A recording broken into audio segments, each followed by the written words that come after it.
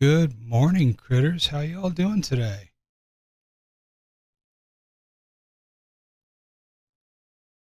How is everything?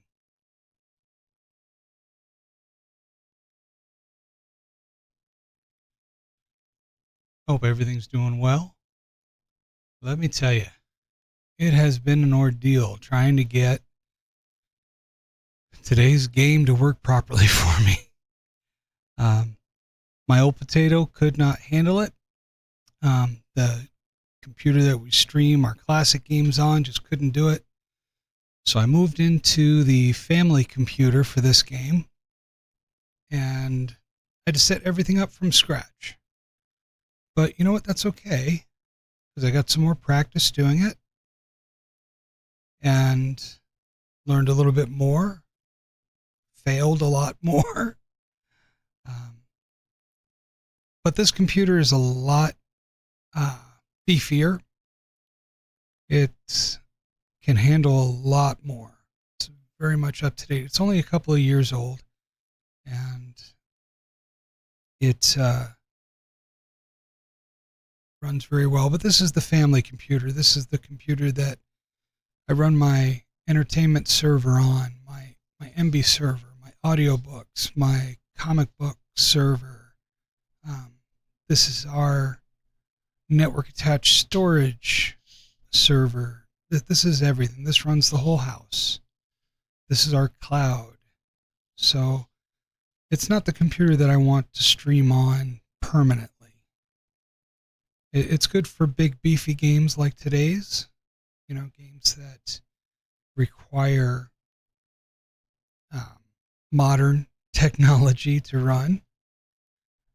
But, hopefully I'll be able to upgrade the office computer into something that can do the same so we can run both our classic games, our pre 2000s, and our new games like today's game, Tales from the Shire, or Cyberpunk, or, my son wants me to play Detroit Becomes Human, I think it is. I haven't played it, so I'm not quite sure. But he says that he thinks I'll enjoy it. But I'd like to play some really good stealth games with everyone.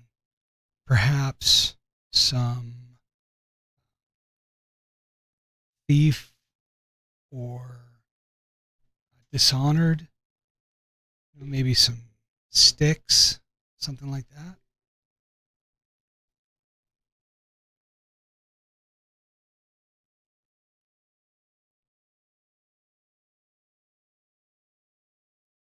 Just something that, is more up to date, more today.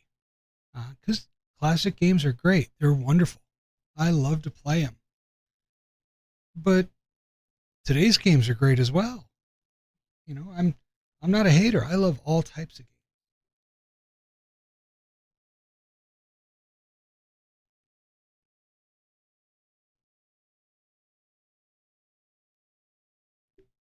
Okay. All right. Just want to make sure everything is running properly in the background here. Got to remember to change our category when we start to play the game, so I'm not stepping on any toes here. I don't get the Twitch gods angry. Oh, let's say good morning to our critters. Good morning, ladies in the upper right, my little egg layers. So we had a little scare yesterday. I went out to give our ladies their new toys, and I saw that one of our ladies was missing.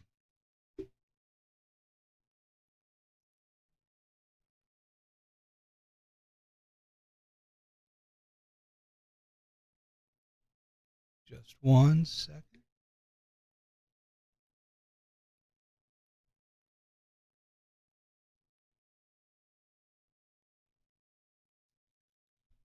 Okay. And so I went out to to try to find her. I looked everywhere. Had my son looking for her as well, but our little Squonky was missing. Now, Squonky is kind of the runt of the flock. Her beak is a little bit messed up. The top goes over to the left, the right rather, and the bottom goes to the left. Doesn't quite meet in the middle. We've tried to correct it a little bit. To do that, you have to kind of clip the beak, and because chickens, as they peck, they grind their beak down. They wear it down. It's kind of like your fingernails. These beaks, they just keep growing and growing and growing. So we clip it, and hopefully when it grows back, it comes together in a point like it should. Well, anyway, we went out yesterday. I went out to give them their toys and check on their shade cloth, and Squonky was missing. She was gone. I looked everywhere for her, could not find her. I had my son look for her. And, I was a little frightened. Now, these ladies, they're not pets, okay? They're homestead animals. They produce. They're a working part of our life here. But that being said, I still care about them, and I want them healthy and happy. That's why I give them so much space, and toys, and shade, and fresh water, and clean food, and I clean out their coop regularly. I want to take care of them. I enjoy taking care of them. And hopefully in some way they appreciate that. I like to think that they do. But she was missing, and we couldn't find her. Now, we've had chickens go missing in the past. We had one just, take a walk and come back later on that night. So I was hoping that's what it was. But I was a bit scared because there had been this cat lurking around. This neighborhood cat. Actually belongs to our neighbor, but it's an outdoor cat.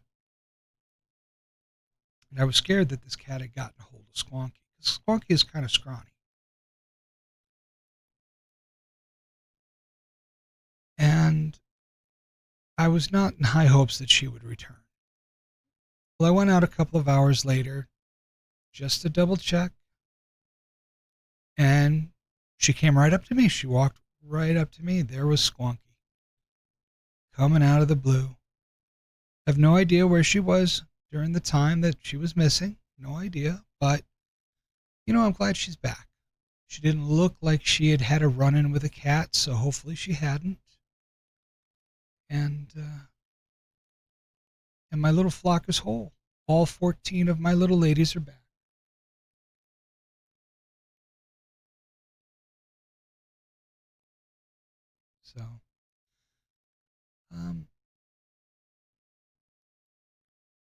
So, crisis averted. It was a good relief.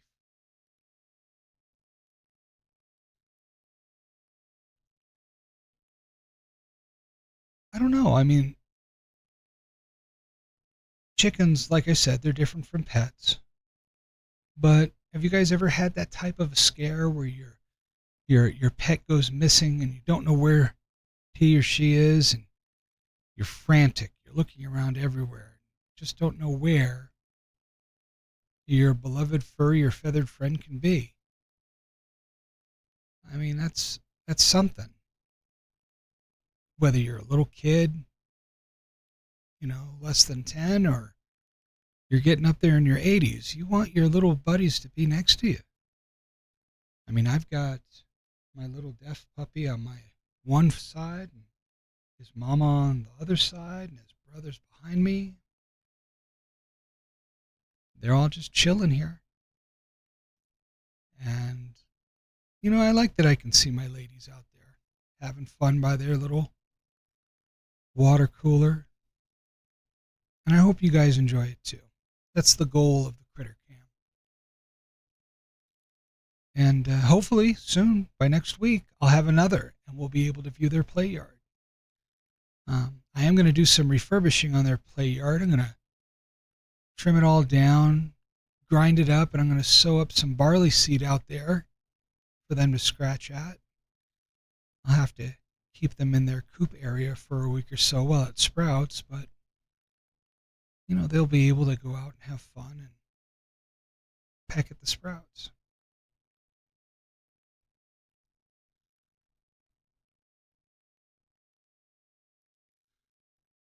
Oh, goodness, what a day. It's still hot here where I am, unbearably hot. It's August, and seems like July and August, always the hottest months of the year, of course. And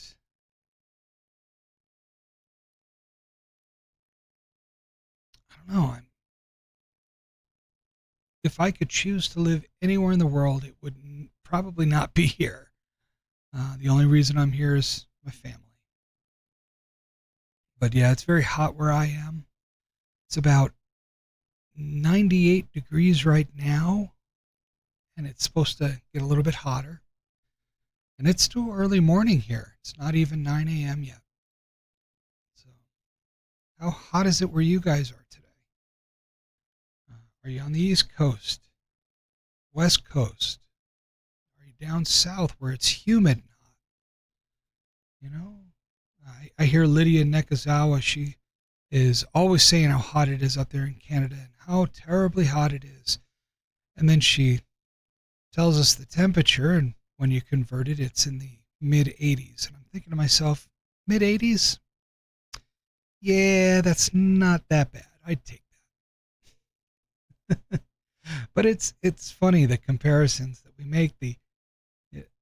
We think, some people think mid-80s is really hot. If they were to come to a place where it's 100, man, could they survive? Could they do it? I don't know.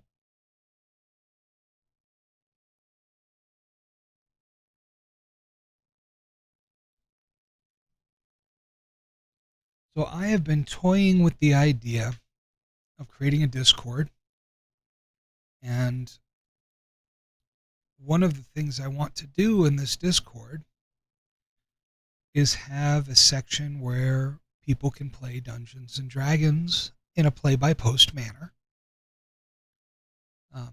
And what play-by-post is, for those of you who don't know, it's a method of gameplay where you log in casually, read the situation, the updates, and then your character reacts. And then you go and you do whatever you do. You live your life. It's a very turn-based, very easygoing, relaxed style of play. People would play it this way on message boards. It doesn't require everyone to be online at the same time. It doesn't require that everyone synchronize their schedules. And it's a lot more forgiving than a dedicated time slot that inevitably one or two people have to miss for life reasons. So I'm hoping that I can set that up. I had a server like that a couple years ago, and it was tremendous fun. The only reason I stopped it after a year of running it was, sadly, the people that had joined in had started turning the server into something not family friendly. And my take on Dungeons and Dragons is that you don't need to make it R and X rated in order to have fun. You can make it R and X rated and have a great old time, and there are plenty of places out on the web to go and do that. I'm not saying that's a horrible thing or that it's evil, taboo, or no one should engage in it.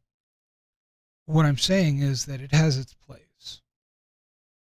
There are plenty of other servers out there in the world that do that, and more power to them.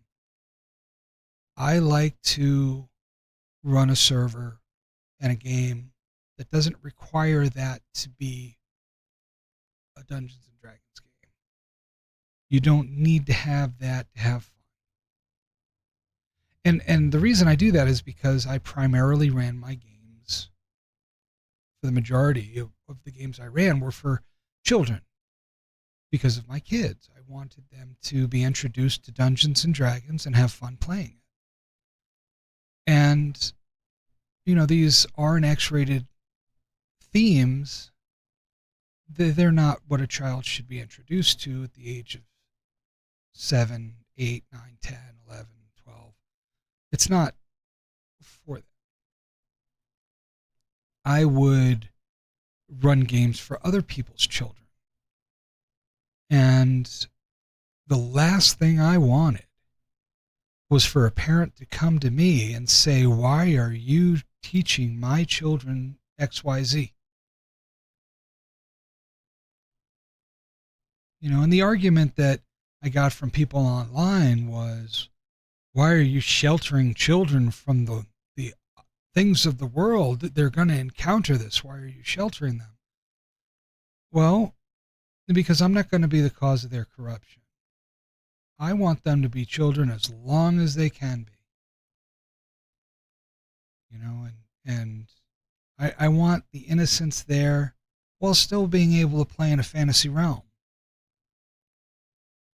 If you cannot play a role-playing game like Dungeons and Dragons without X-rated content and still have fun, then you probably shouldn't be playing it. I'm not saying that you can't play it with those elements. I'm saying if you're incapable of playing it without those elements, then you shouldn't be playing it. There are other more adult games that you can role play that would probably suit your needs a lot better. Anyway, that's my take on it. That's my two coppers rubbing together. I will hop off my little soapity box. But let me know. Would you guys like that? If you're coming across this video later on, a week, a month, a year, check out my Twitch streams. Do I have a Discord server? If I do, come check it out. See how the Dungeons and Dragons thing is working out. If it's even there. I'd love for you guys to join. I would love to have a community of people where we could have adventures together and have fun and not have to worry about real life human politics. Only have to worry about what orc is coming after us and if we're going to get that one rare item that we've been after. How we're going to get our character to learn the things that we want them to learn. I would love that. I'd love to play that again. There's one character that I play more than any other. And she has a very interesting backstory. And yes, I do play female characters. This character was molded after my daughter and my wife. Both of them rolled up into one. And my kids loved the character. I loved playing her. And it was a real treat. Now, I don't know if I'm going to play her again in the future, if I'll roll another character, or maybe I'll incorporate elements of her into someone else. Who knows? Who knows what I'll do? But just to play again would be fun. People are always talking about Stranger Things, and I watched a couple of episodes of Stranger Things. I'll be honest, I wasn't a huge fan of it when it first came out. I may sit and watch it and binge it in the future, but I did like some of the 80s nostalgia they put in.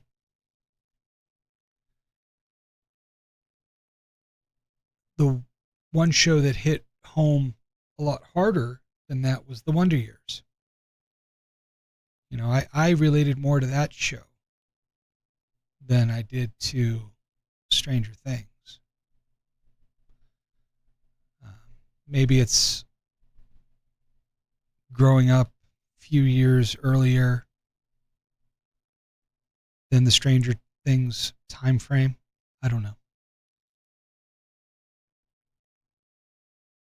A show that tries to hit you in your feels the way that some of these shows do, it's very niche.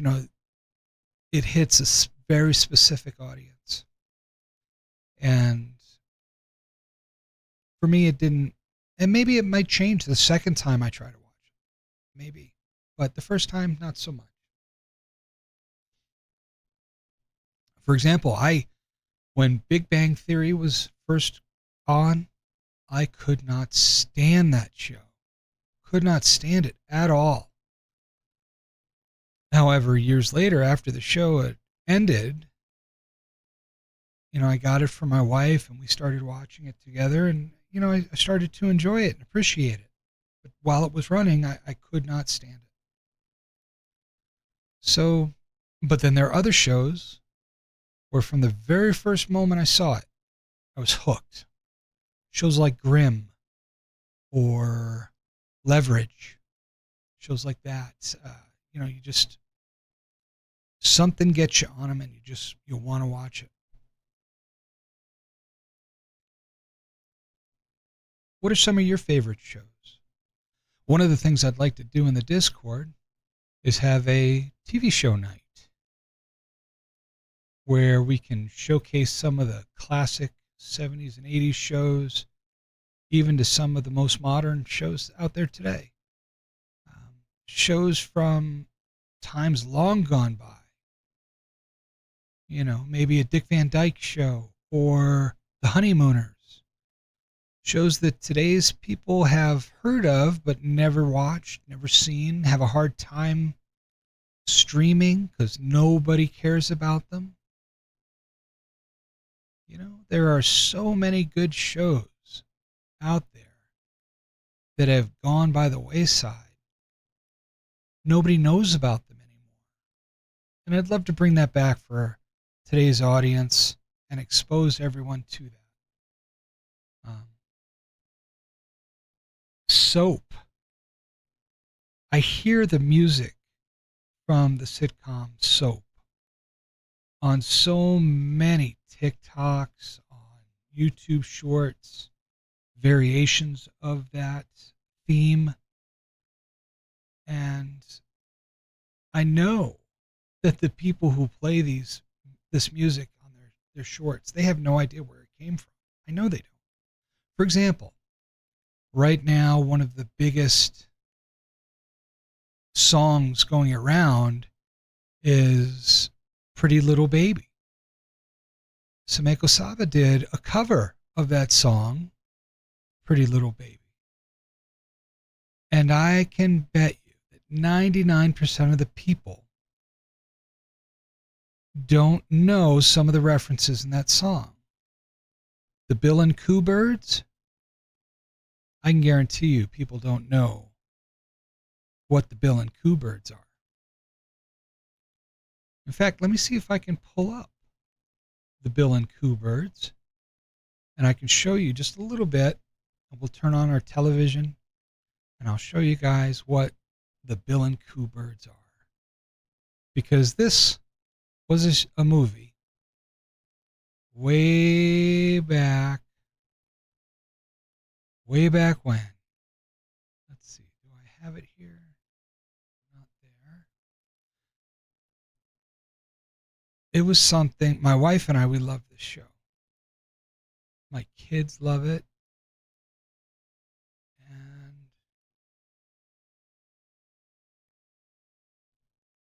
there it is. Let's see if I can bring it on over. We'll put it on our television.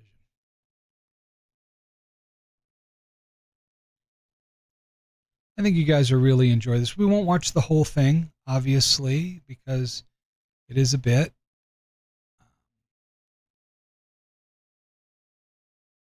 but we will take a look at it.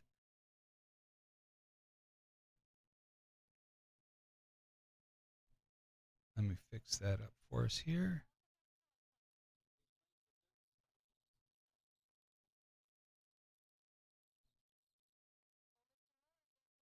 And pause it.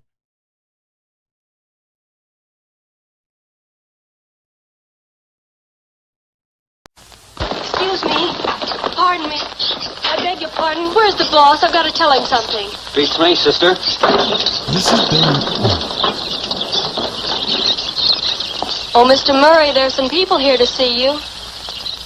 Oh, hello, folks. Will you take a seat? I'll be right with you. Oh, George. Yes? Will you bring over those two temperamental actors? I want them to meet their public. We're making a picture with birds. Murder.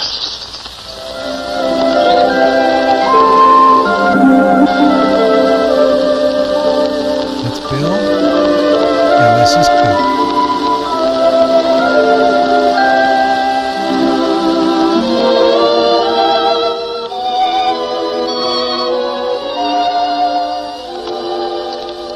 Here they are, Mr. Murray.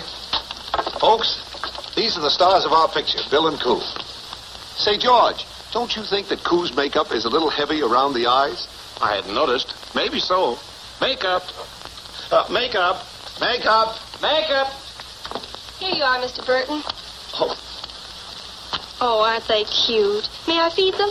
I doubt they'll eat. They just came from lunch. Say, George, have you perfected that trick where the bird walks the tightrope carrying the parasol? Well, I think they've got it. I'd like to see that before the picture starts. Coming right up. Did I understand you to say that a bird walks a tightrope carrying a parasol? Yes. What's wrong with a bird carrying a parasol? The entire show is a bird circus, so to speak. All right, Mr. Murray. They don't do this now. The difficult part of this trick, in fact, almost any trick with a bird, is get them in position to do it. Because, believe it or not, even in their training, I never touch these little birds with my hands at any time. Now, this first little trick is much more difficult than most people will imagine. These little birds live in trees, crawl around always on solid objects, something they can grip with their feet and hang on with a little curved beak. Teddy always wanted to be a wire walker. I'll show you how good he isn't. He can't walk the top, but he does the next best thing. He crawls along the bottom and gets there just the same. That's very nice. Buddy is a wire walker, but he's a terrible ladder climber-upper, so I give him a head start. The parasol doesn't help any, but it looks a little better. Buddy, turn around and face the boss. That's okay with me. Let's start the picture. And they train these birds so well. They tell a whole story in this movie.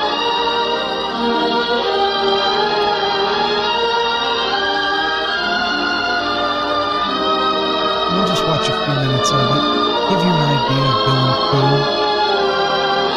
Every time I hear that song, this movie, the Bill and Coo birds.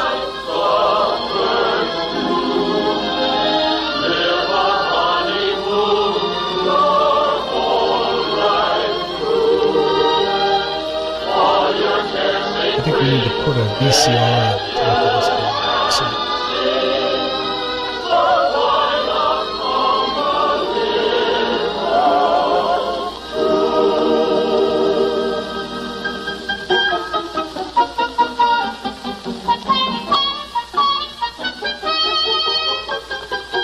this picture is dedicated to the pets of mankind. Our thanks to all the lovebirds, canaries, owls, ducks, goldfish, squirrels, monkeys, guinea pig, baby alligators, turtles, dogs and cats of the world. This was really it was great entertainment for kids, this show. See something strange, out of the ordinary, something you don't see every day. This is Chirpendale. A rustic little village nestled in the hills of a rolling countryside. Oh, don't bother to look it up in your atlas. You won't find it there. It's just one of those little out-of-the-way places we city folks seldom bother to drop in on. And it's a shame, too. There are so many interesting things to see in this world if we'd only look for them. The inhabitants of Chirpendale are pretty much the same as those of other small communities. They have their busy streets, their stores and shops bustling with workaday business.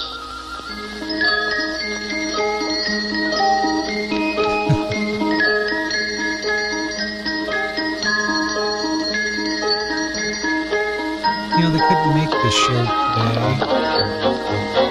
They'd be accused of so many horrible things that they would never do. They'd still be accused. There goes a customer now. It's the same reason that That's what I call the circus service. doesn't really exist.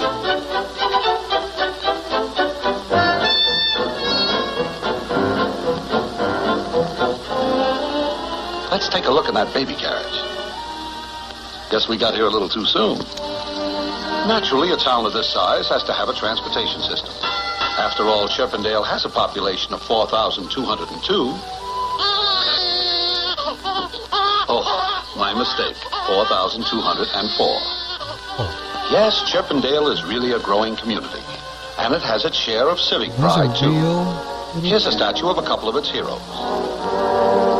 This is not claymation. It's These not silent computer pioneers generated. keep a stony watch over the youth of the town as it relaxes among the shady trees.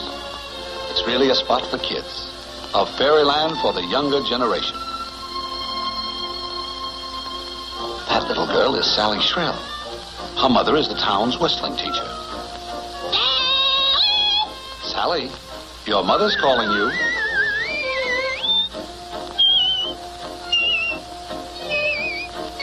Of course, no modern community would be complete without lots of signboards to enhance its beauty. Anyway, that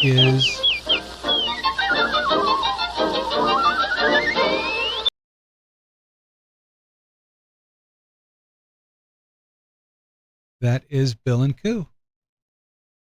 Quite the show. Quite the show. It's a great movie, great time. If you're interested, you could probably find it on YouTube. I doubt if it's on any Netflix, Hulu, Tubi, anywhere like that. But I'm sure it's on YouTube. It's a great show. I highly encourage you to watch it with your kids. Definitely watch it with your kids. And if you don't have kids, remember being a kid as you watch it. It's just fun all around. Oh, my ladies are getting a drink of water, getting another second breakfast out there.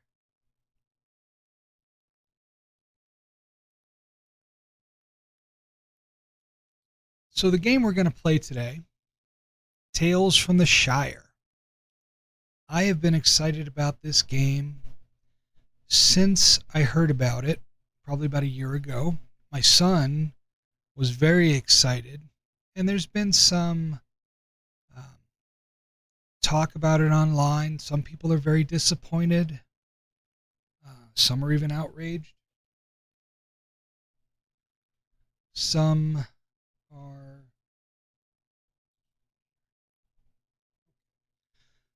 are very, very happy with the game. They couldn't be happier.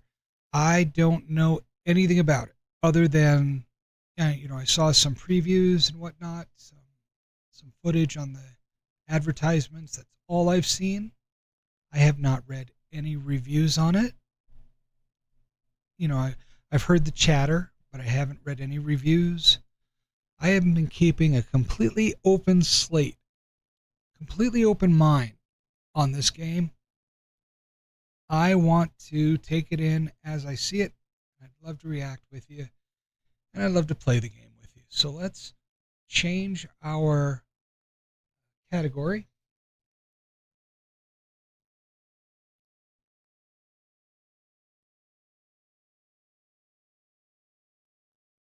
Bear with me just a second while I change our category.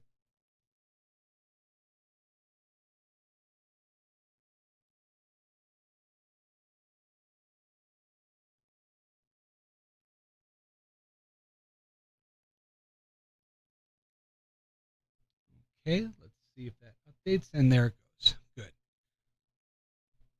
I don't want to get anybody at Twitch mad at me because I'm playing a game in a different category. I don't want to step on any toes. So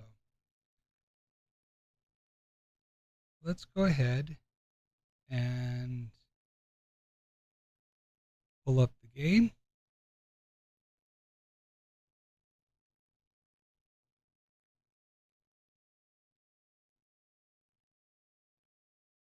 And we'll switch on over. All right, ladies, we'll talk to you in a minute.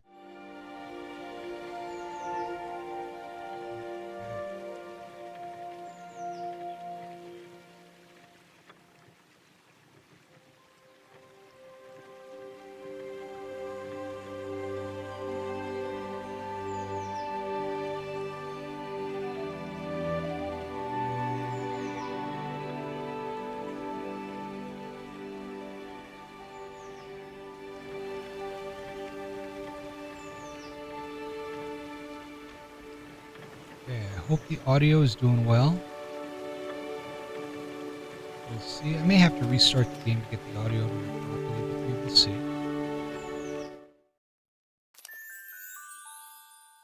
we're going to start a new game here. I really like these illustrations.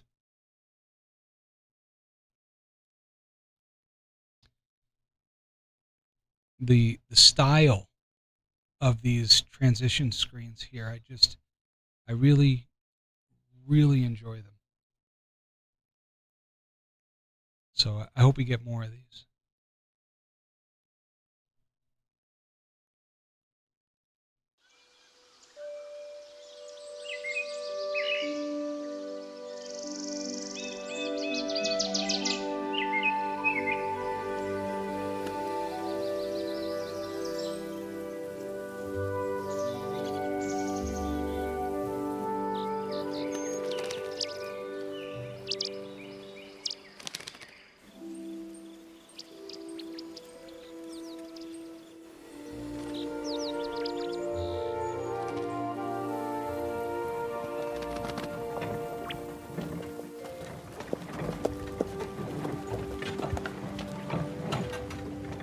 Hoping that the audio.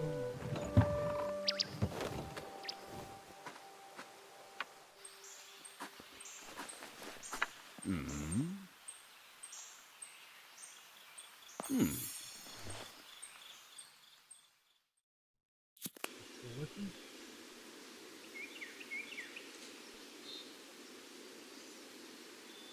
Let's see.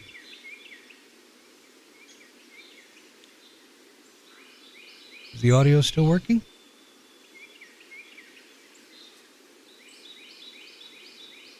All right. Hopefully we can hear the game just fine.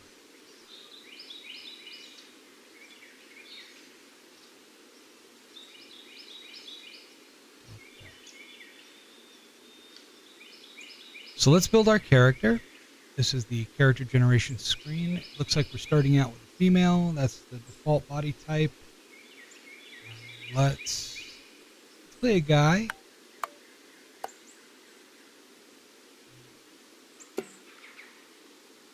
Here. Doesn't seem to be that much difference. Let's check out the different body types. Bigger, plumper.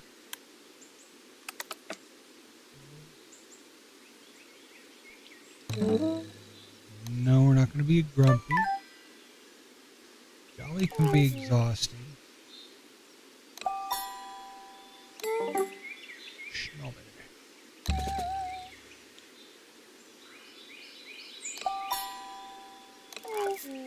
Let's do cozy.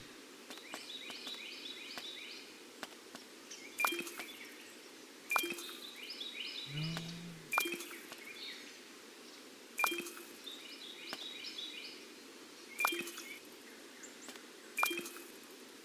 We don't want a pale hobbit, but we don't want really dark hobbit. I think this one's pretty good. Nice tan. Let's see here. Haircuts.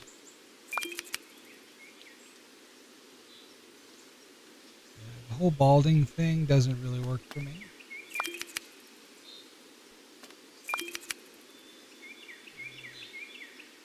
All of the other hairstyles seem to be female.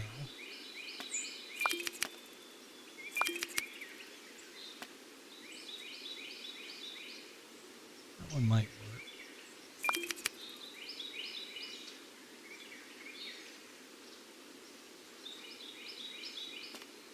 I think we'll go with this one. Check head and ears. Okay, so what type of a head do we need?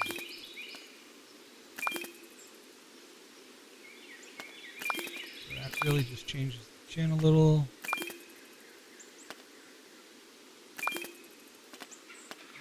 Thicker chin.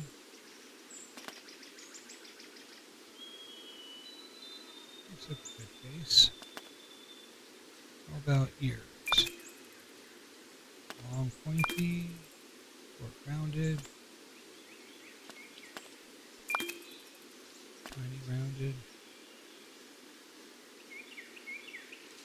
I think the slight point. That'd probably be good. Eyes. Let's check out eyes here. So that's our default. Smaller eyelashes. Longer, smaller.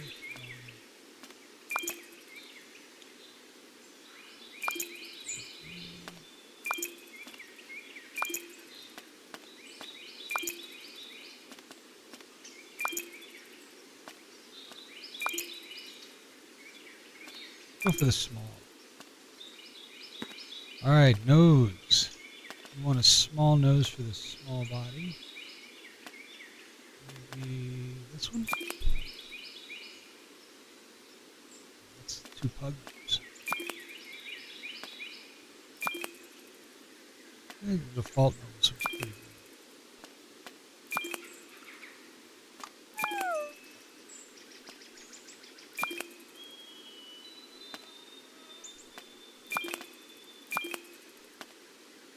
That's pretty good. Now lips.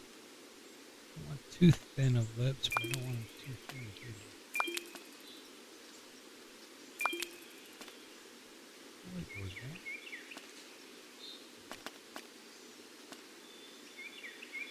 I don't want thin lips.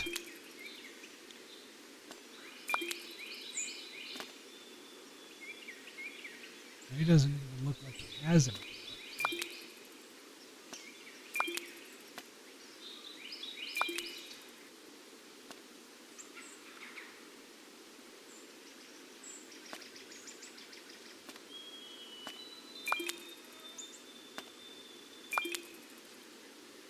Well, that looks good. All right, let's see what do we got. Hairy feet. Of course, hobbits have to have hairy feet.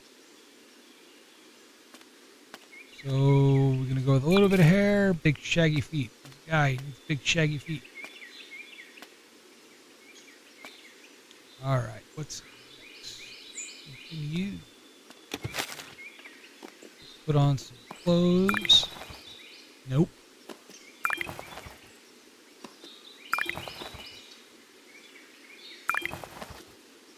I think a plain white shirt. Good.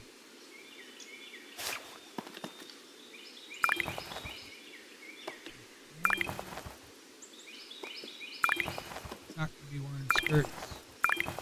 So we need pants or suspenders. What are you gonna do? I think suspenders would be more in keeping with what hobbits would wear.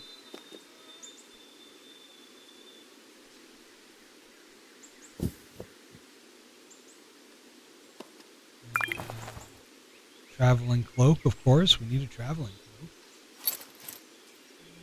No glasses. So I think we're good here. Can we change the hair color at all? Do that?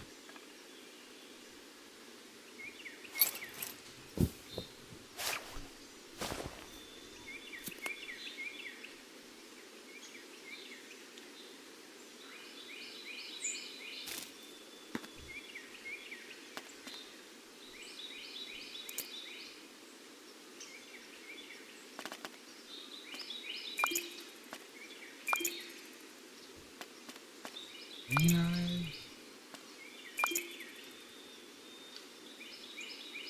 Let's do some blue eyes.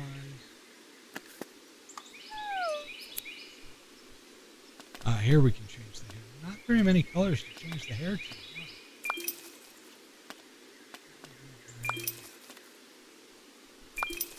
Dark.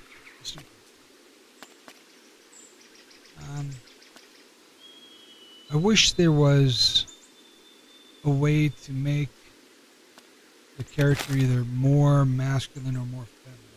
Really just a strong type of either would be good. Maybe beard, the object, the ability to have a beard. Maybe we unlock those features later.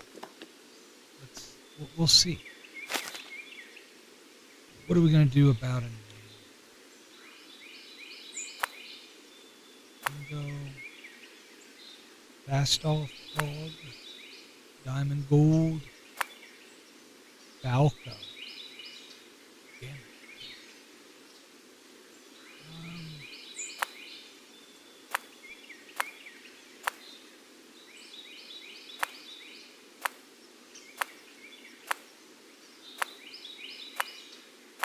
Beautiful. Milo, Odo.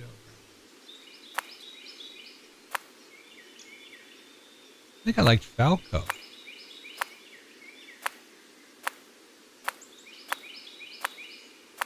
Odo's good. Let's enter a custom. So I guess custom name just means pick from the list. But you get to choose your list.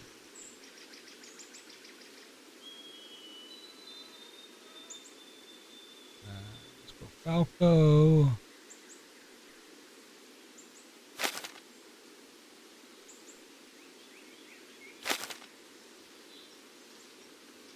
Falco.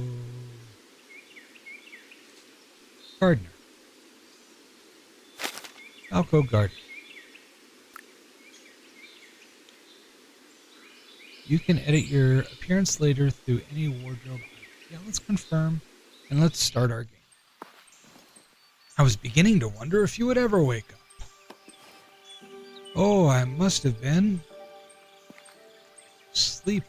Yes, a very hobbit thing to do, I'd say. It's a very comfy spot. I'm sure it is. I'm on my way to buy water. I know. All the way from Prancing Pony. You've fallen asleep in the... How do you know I'm from Bree? I have a special interest in hobbits and their business. Time to get up. There's a lot for you to do. Is there? Let's find it.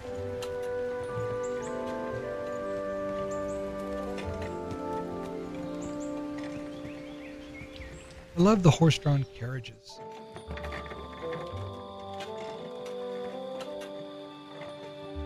One of my very first job was to work at a carriage works in a small town.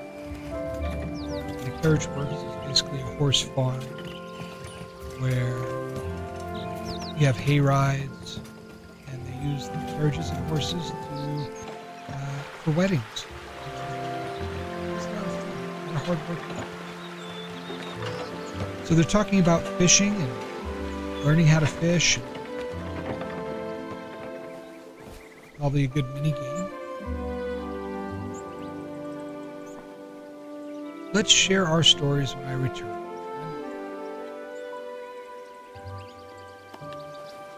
You're not staying?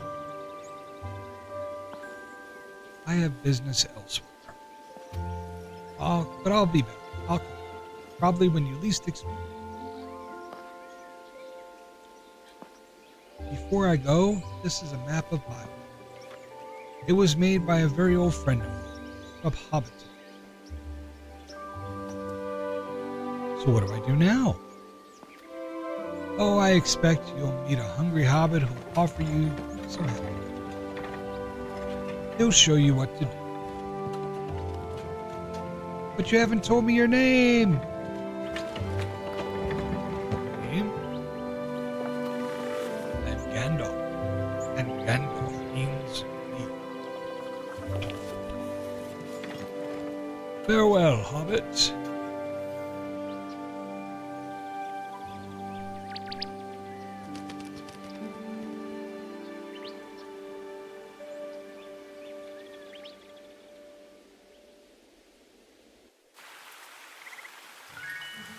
Okay.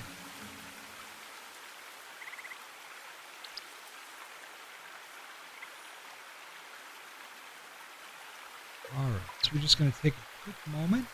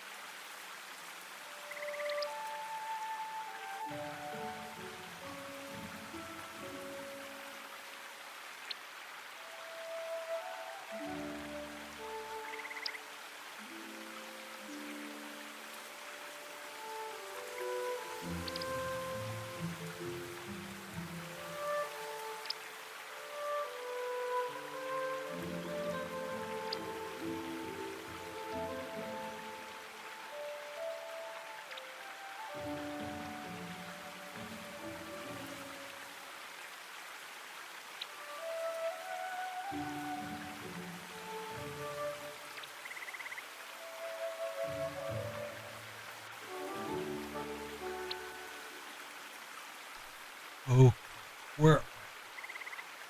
let's get our bearings. So the exclamation point obviously means we need to talk to the person. That should be Orlo. Looks like we've got some fishing going on here, some young ladies we can talk to. And cow probably means that we can't.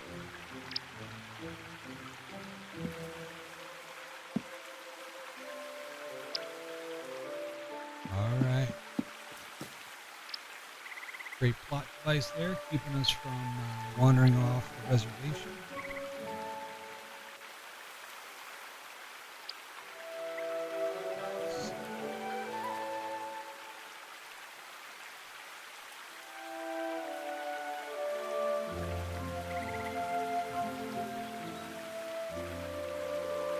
Let's go talk to Carlo.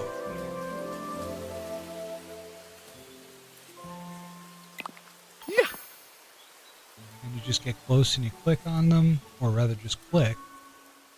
And it's you, our new hobbit. Oi. I'm Orlo Proudfoot. I'm Falco Gardner. Pleased to meet you, Falco.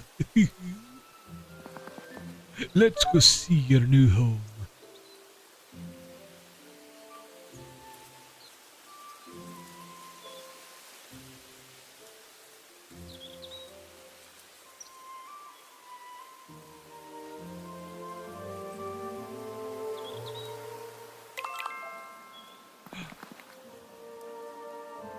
So where have you come from? The Prancing Pony and Bree. Never heard of it. There's something I'm supposed to tell you. Trying to get an idea of what type of a voice to give this Orlo person. Should I give him a nice Irish accent, maybe? Or maybe a Scottish accent. Maybe I'll like that a little bit better. There's something I'm supposed to tell you. Perhaps that, or there's something I'm supposed to be telling you. Maybe the Irish. No. But I missed second breakfast, and now I'm too hungry to remember. Let's go inside. I can make you a meal. You go first. I'm so weak and hungry. I don't slow you down. Orlo Proud. So we press escape, open towns. So let's do that. Become a local, 0%. and warm welcome. The Tales log is where you can see and track your active tales, improve your fellowship by completing tales and leveling up your relationships. Story Progress Act 1. Welcome to Bywater. Get to know your neighbors and help them with their problems, big and small. And remember, the way to a hobbit's heart is through their stomach. Increase fellowship by leveling up relationships and completing tales.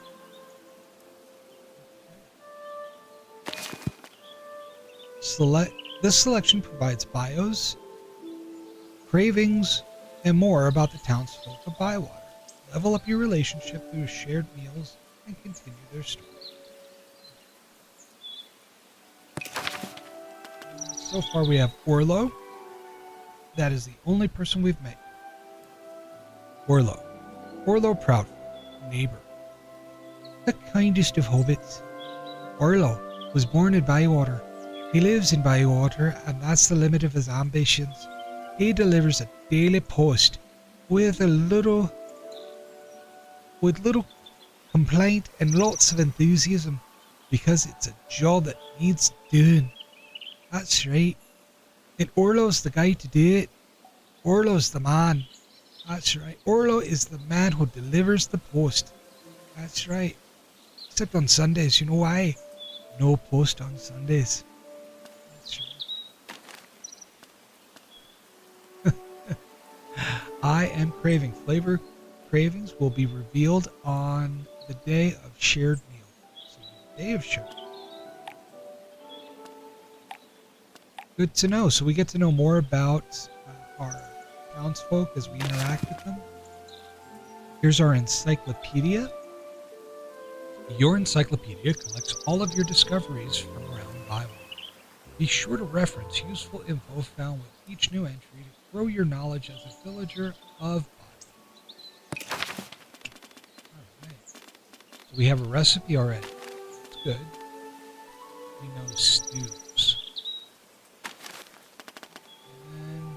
Silky porridge with tangy rhubarb. Nice.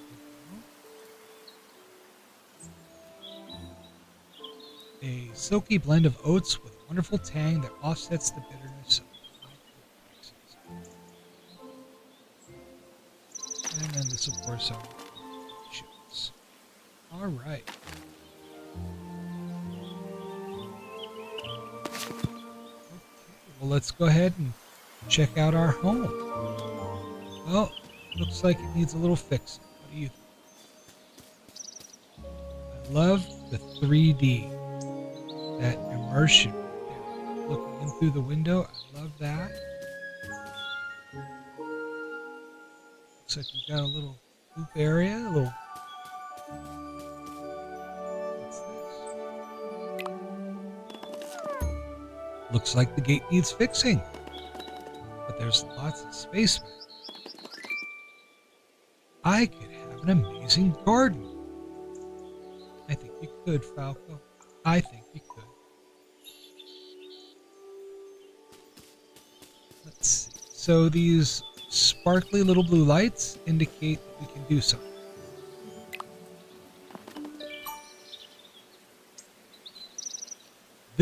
Is this my front door? Why, yes, Falco. I believe it is. I suppose I'll need to get it fixed up sometime. In the meantime, I should look for another entrance.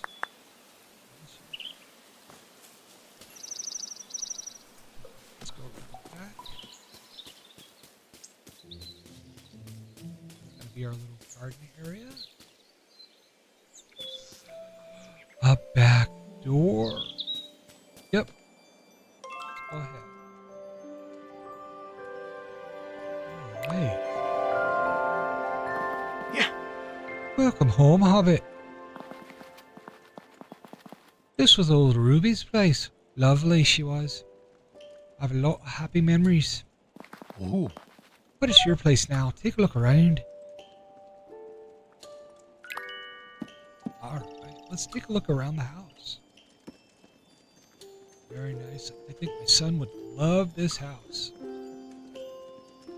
Let's see what's behind the counter. like we've already got fire. Silky porridge with tangy rhubarb. Sour and seasons. I believe in order to make this, we would have to grab some oats, milk, and rhubarb, which I don't believe we have yet, so we'll have to put that aside until we get some. And oats, milk, and rhubarb. Okay.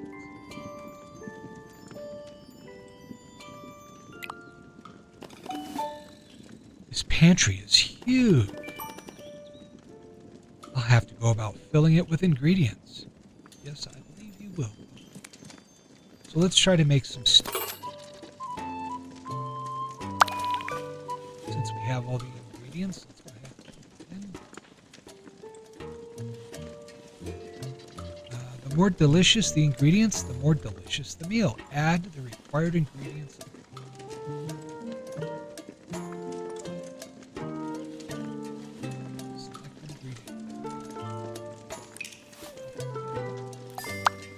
Rhubarb, oats, and milk.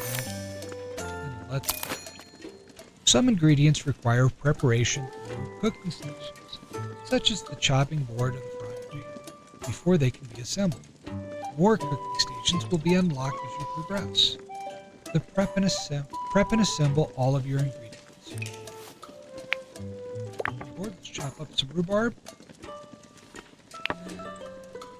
Let's do it. So the more you chop, the sweeter it gets. Assemble.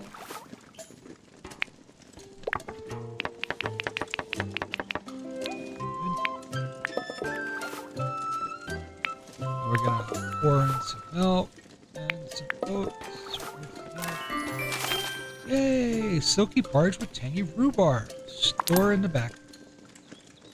Hopefully we put it in a container. Or we put it in the back. Let's see what else we've got. This looks nice and cozy. Fix wrapper.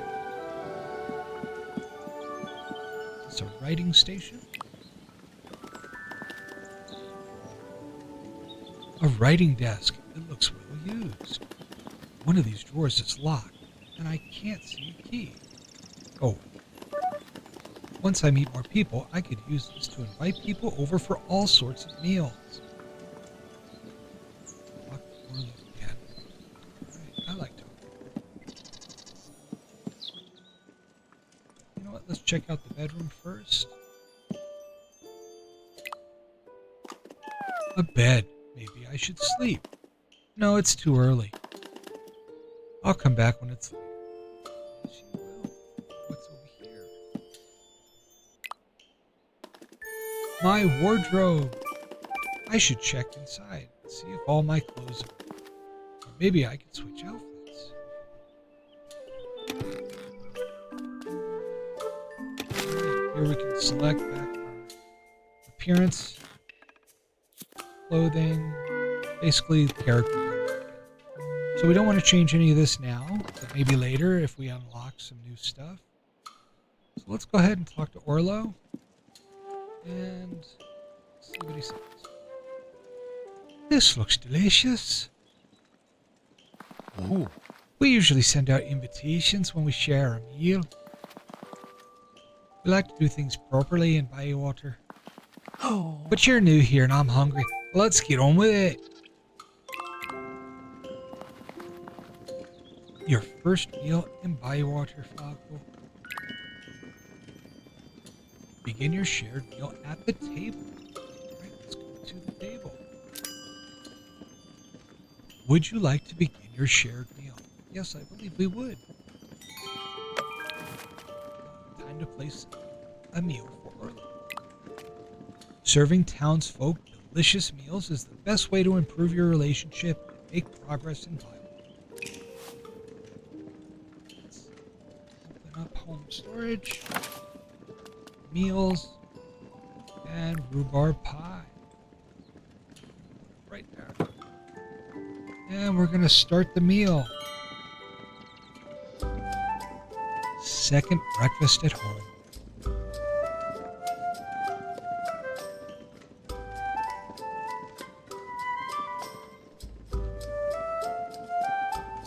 Porridge with tangy rhubarb, and doesn't like it.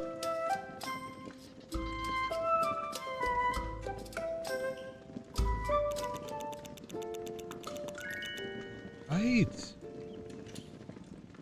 Talk to the leveled up townsfolk to collect your gift.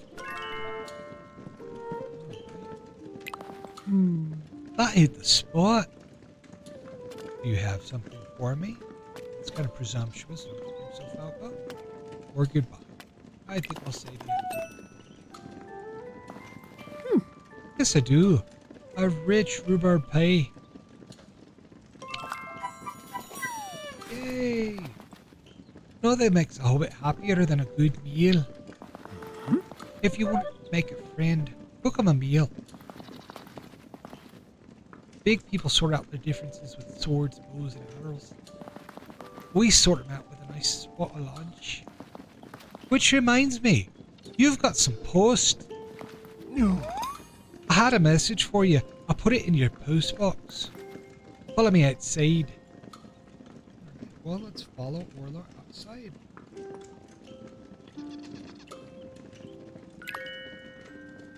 Gotta get used to these controls.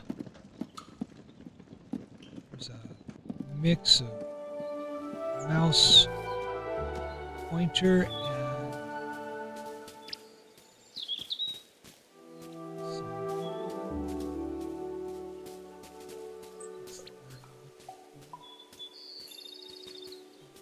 proximity. There we go. Proximity triggers. So, and here's our post. Ooh. I check for post every day if I were ye. Thank you, Orlo. I think I will. Let's go ahead and click the post. Welcome to Bywater. The post keeps Bywater ticking. Your post box allows you to receive item deliveries, personal letters, RSVPs, and more. If the feather is up, there's post ready to collect. Let's read the letter. Hello, Hobbit. Farmer Cotton here. Come and meet us at the Green Dragon. Make sure you write Green Dragon, Orlo, and not Ivy Bush, or they'll get confused. Then write from Farmer Cotton. Stop writing everything I say, Orlo. From the farm, Farmer Cotton.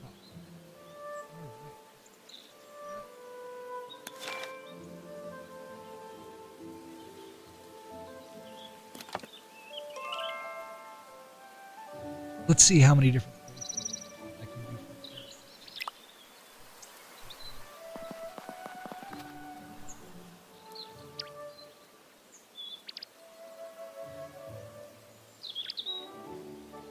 I'd like to go to the Green Dragon after I deliver the post.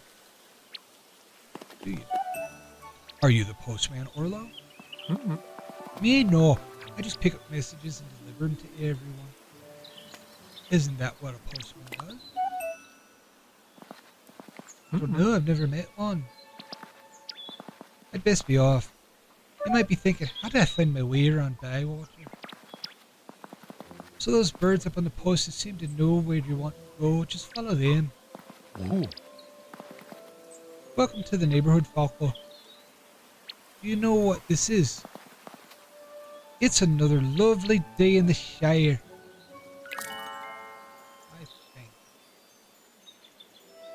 Let's open the map and take a look around. Very nice.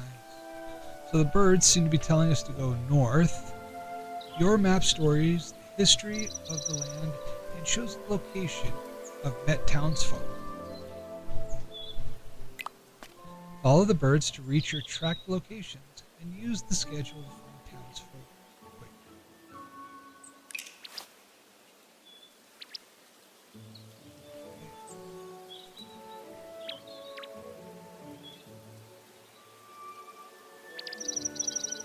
Follow the birds to the green.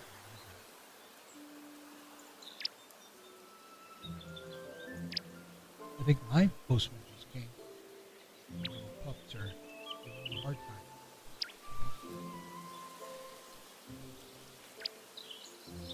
How are we liking the game so far? Nice and cozy. Are you liking the graphics, the look of it? I like this style of illustration. Almost watercolor-like. Reminds me of some of the Dungeons and Dragons games I've made in the past. It seems to be really nice. So let's see. I'm sure we could click and follow. Pin location.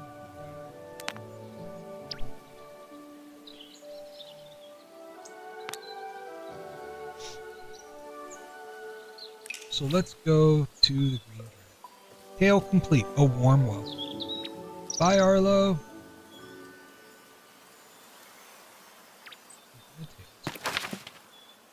I'm a local. We're at 12%. The Green Dragon. Disagreements are common at the Green Dragon, but this one has bigger implications. Follow the birds to the Green Dragon.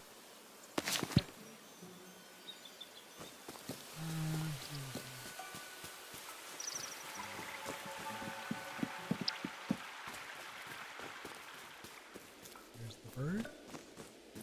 The Great East Road.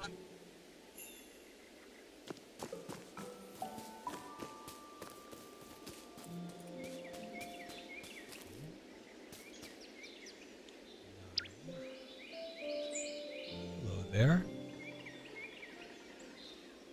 Very nice. The village square. Nora and her brother.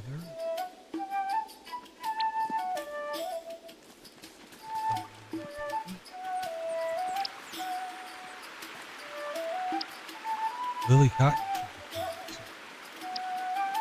Nora's got the most odd thing. Looking for the green dragon.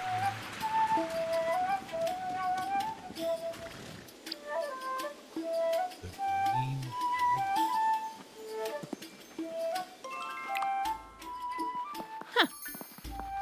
Well, bless my butter. You must be Falco Gardner. It's lovely to meet you. I'm Lily Cotton. Or Mrs. Cotton. Call me what you like. I hear you're setting up old Ruby's place nicely. Once you've made some friends here, you can invite them back for a shared meal. And you'll make lots of friends at the Green Dragon.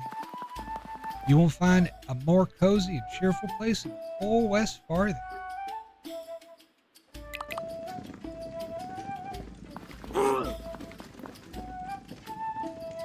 Let's see if I can remember the voice I did for Farmer Cotton. Bywater Village. Hot soul there is to it, send him. And what do you call my mill then, Cotton?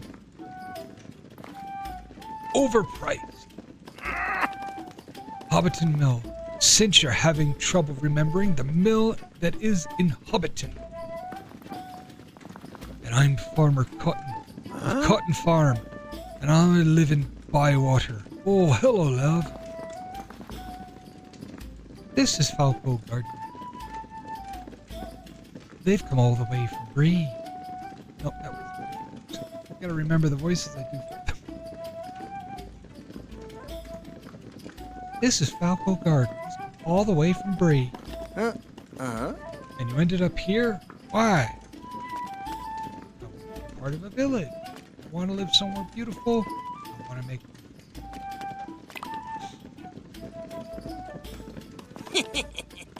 That's just what we need. Another hobbit with no ambition. Stop your noise, Sandman. Talking rubbish. Bywater is a village. We've got a village square. More of a circle, really. And 2 inns. 2! Prescott, I didn't know you could count. I shall ignore that low remark, Sandman. I want to welcome our new friend to Bywater. I'd like to spend all day proving you wrong, Cotton, but some of us do proper work for it. Welcome to Bywater, Gardener. I expect to see you at the mill shop soon. Huh. We just passed Mr. Sandyman. He said he'd won an argument against you about Bywater not being a village. One, he didn't win. He left before he could lose. Bywater is a village. It must be. Hobbits have lived here since Old King gave us the Shire to live in. We should ask the official assayer, Michel Delving. Good idea, Orlo. Write to the assayer Hobbit and get this decided once and for all. Ooh. Shouldn't there be a book of rules somewhere that says what makes a village a village? You make a good point there, Orlo, which is surprising in itself. I remember old Ruby had a big old book. Those might be in the rules. Those might be the rules we're looking for. I remember that. I think she gave it to old notes. It had a picture of fishing. I tell you what, Falco love, you'll be going around meeting people. Why don't you ask Noakes about the book? We'll find those rules, then bring in the assayer and prove that Bywater is a village.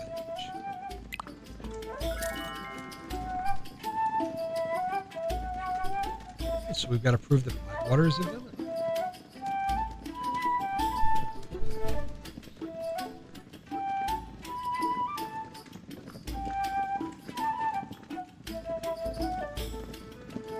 Met new townsfolk. Met a couple new townsfolk. So that's Nora. Oh, we met. We discovered bacon. Bacon is something very good to discover.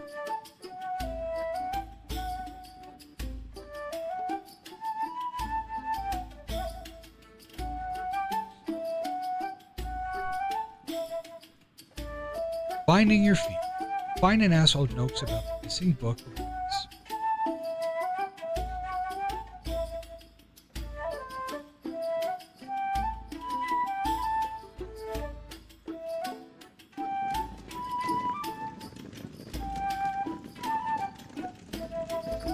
Let's see what else is in this cavern.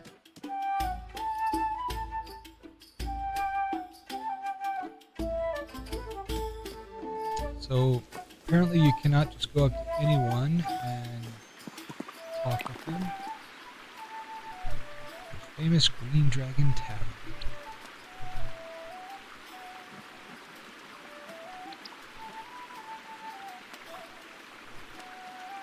I think you could do with a bit of paint.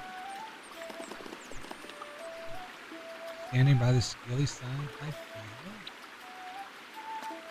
quite excited.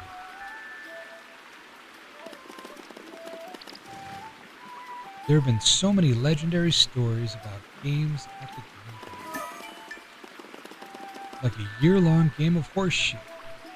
They had to bring a rulebook all the way from Brandy Hall. And that Hollow Jacks game that went on for 5 knockouts. That inspired Tuesday Tuesdays. Maybe I'll add my own stories to the Green Dragon. But you can't stand here daydreaming, Falco Gardener. Things to do.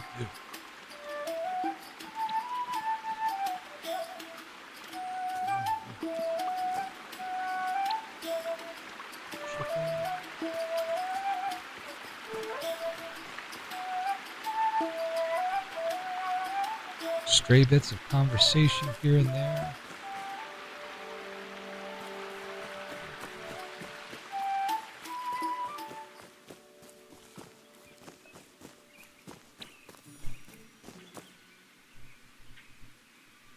That boy of Sandyman is a very different sort of hobby. So, yeah, you can't talk to anyone. Well, I'm sure you can talk to some people, but not everywhere. Not quite an open world. What is it? What have you got for sale? Bywater is home to many shops and stalls hosted by local townsfolk. Each shop's stock refreshes daily, with some shops having new items each season. Be sure to check for new items when you come. Barley, flour, oats.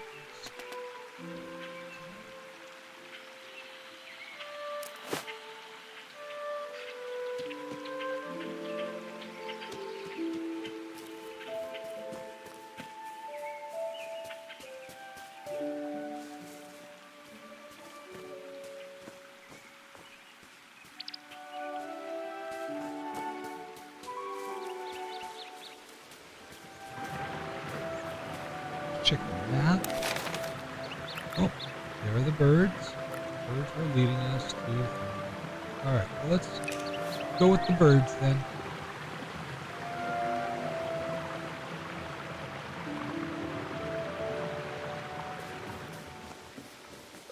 I'm sure that once we get more than one quest, we will be able to choose between them. It's such a linear story. Village square. That's the birds. The burrows, shops, and homes.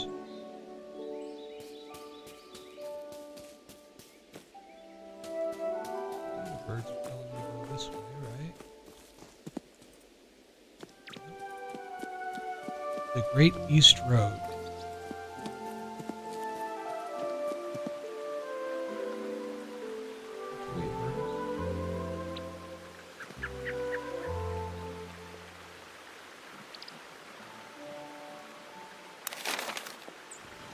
Straight up the road.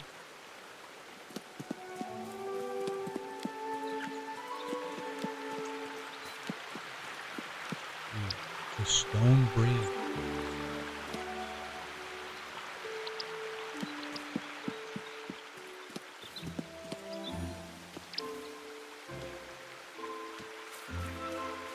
Let's go down here.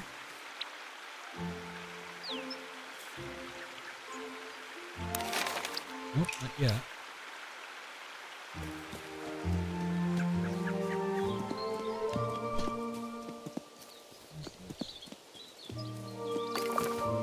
Hazelnut. So we can pick up some hazelnut. That's good. Good to know.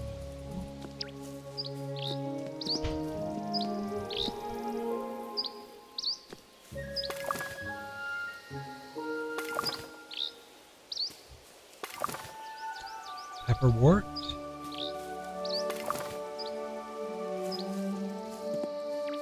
And hello to you. She doesn't seem very happy, does she?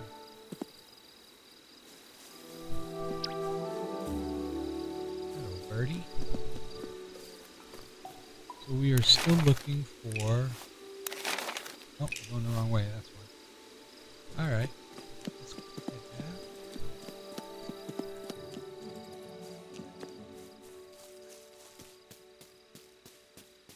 3 farthings.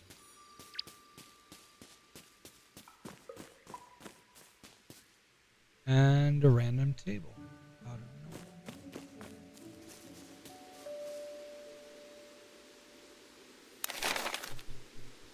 Keep going in the wrong direction.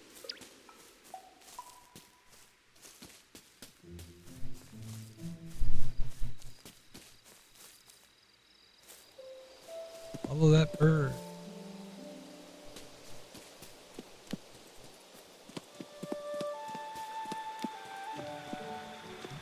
Looks like there's somebody that we have to talk to.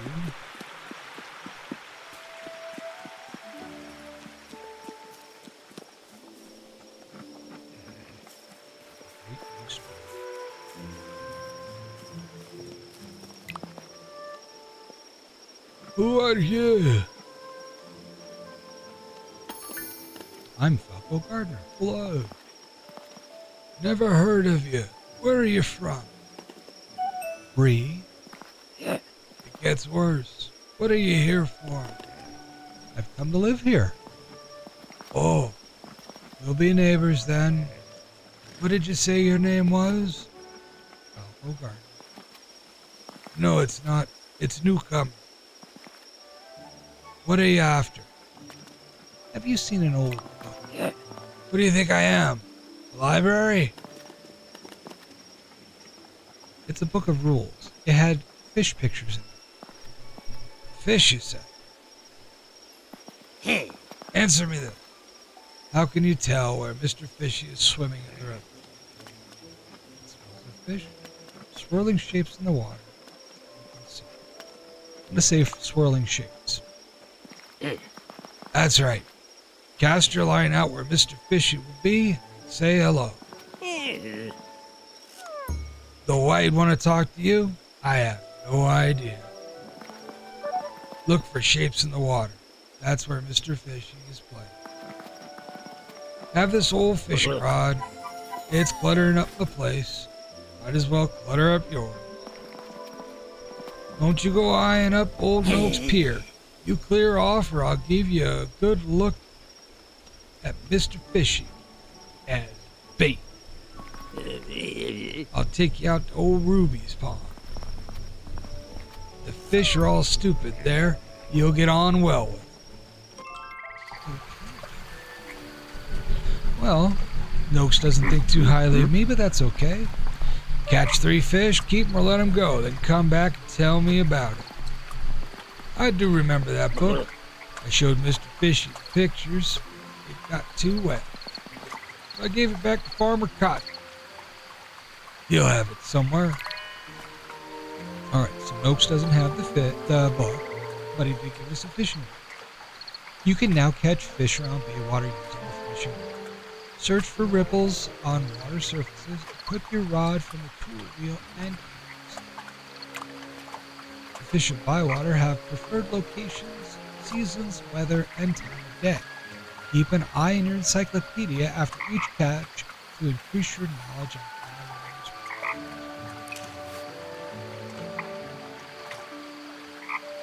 Old Notes. T to open the tool wheel. And let's equip the fishing rod.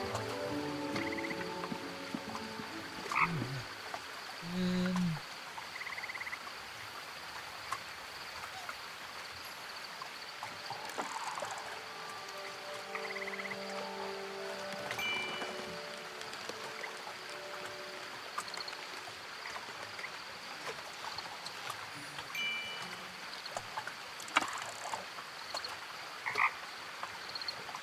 first catch.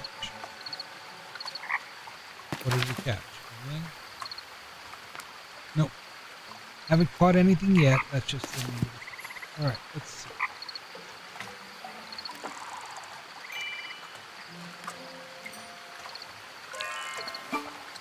Fishing has 2 parts.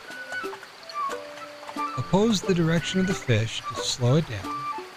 Reel the fish in without letting the fishing rod line slip.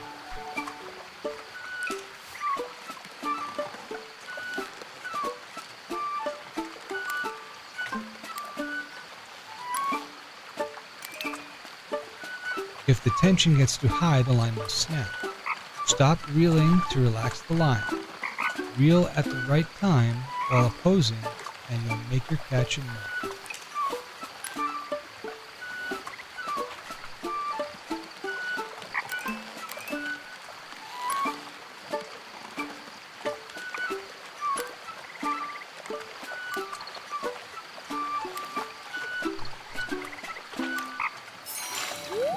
I got a bluefin gudgeon. Seen some of those lying eggs in water puddle. Puddle. All the eggs floated off. Why don't you write how they're useless parents? Let's keep it.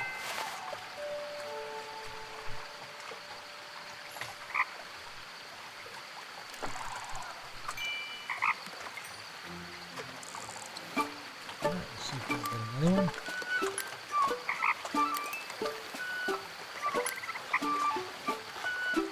So if it turns red, and it's too much. And all right, roughy, big fin on that one. It's looking a bit roughy. Don't tell the others I said that. Mrs. Cotton says I don't bite, but that's because I haven't needed to.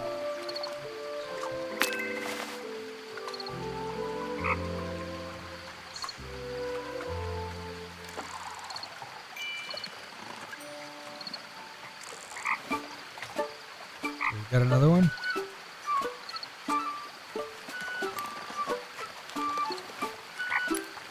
Reel it in.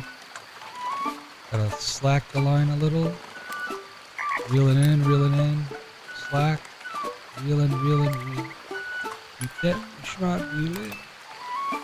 Lock it. Bring it in. There we go. Alright. Bywater bream. It's small, but there's usually more around. Try again. Get more. One's rubber. Pretty blue coloring though. Alright. So we got 3 fish. Now we can return to Old Oaks. Do that first. Put the fishing rod away. I wonder why Marigold ever left.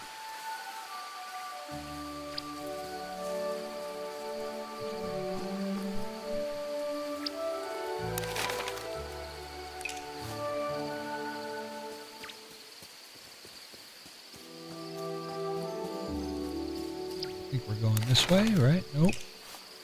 Gotta go back.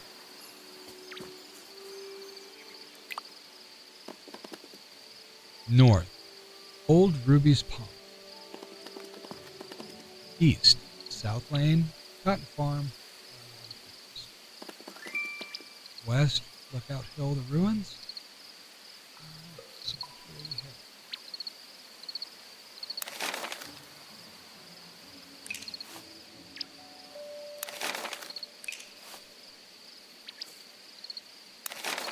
And that's the way we want to go. Alright. It looks like it's getting dark out.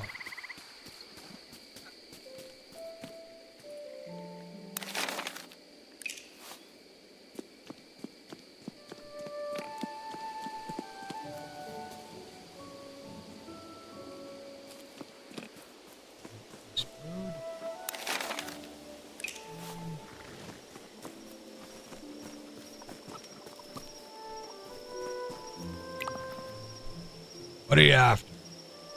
About 3 fish. What are you doing with Old Noak's rod? You gave it to me. Why would Old Noakes do that? So I could learn to fish. Old Noakes doesn't know you. What's your name? Falco, Gardner, or Newcomb? I'll say Newcomb. Newcomb. Old Noakes remembers now. Catch anything? Yes. Good work, newcomer. Perhaps you're the making of a fisher hobbit after all. You can keep the rod. I got too many anyway. Now you've started fishing, you need to stick at it. There's many a good spot to find Mr. Fishing. Find some for yourself. Once you do, you can say you're a proper fisherman. Think. You can say it. I won't. Why are you still hanging around here? Go away. I got fishing. Are you still after something? Get you going. Old Noakes has to be doing.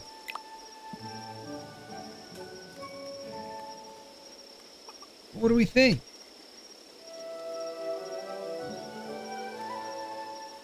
I'm liking the game. I definitely interesting. I like the aesthetics. I like the artwork.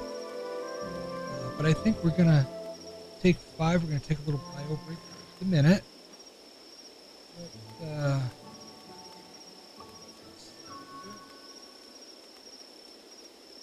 pause our game.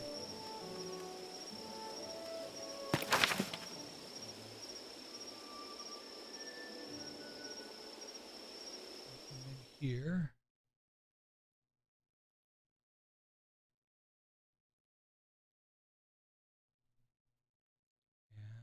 set up some commercial breaks for you guys while I will be right back.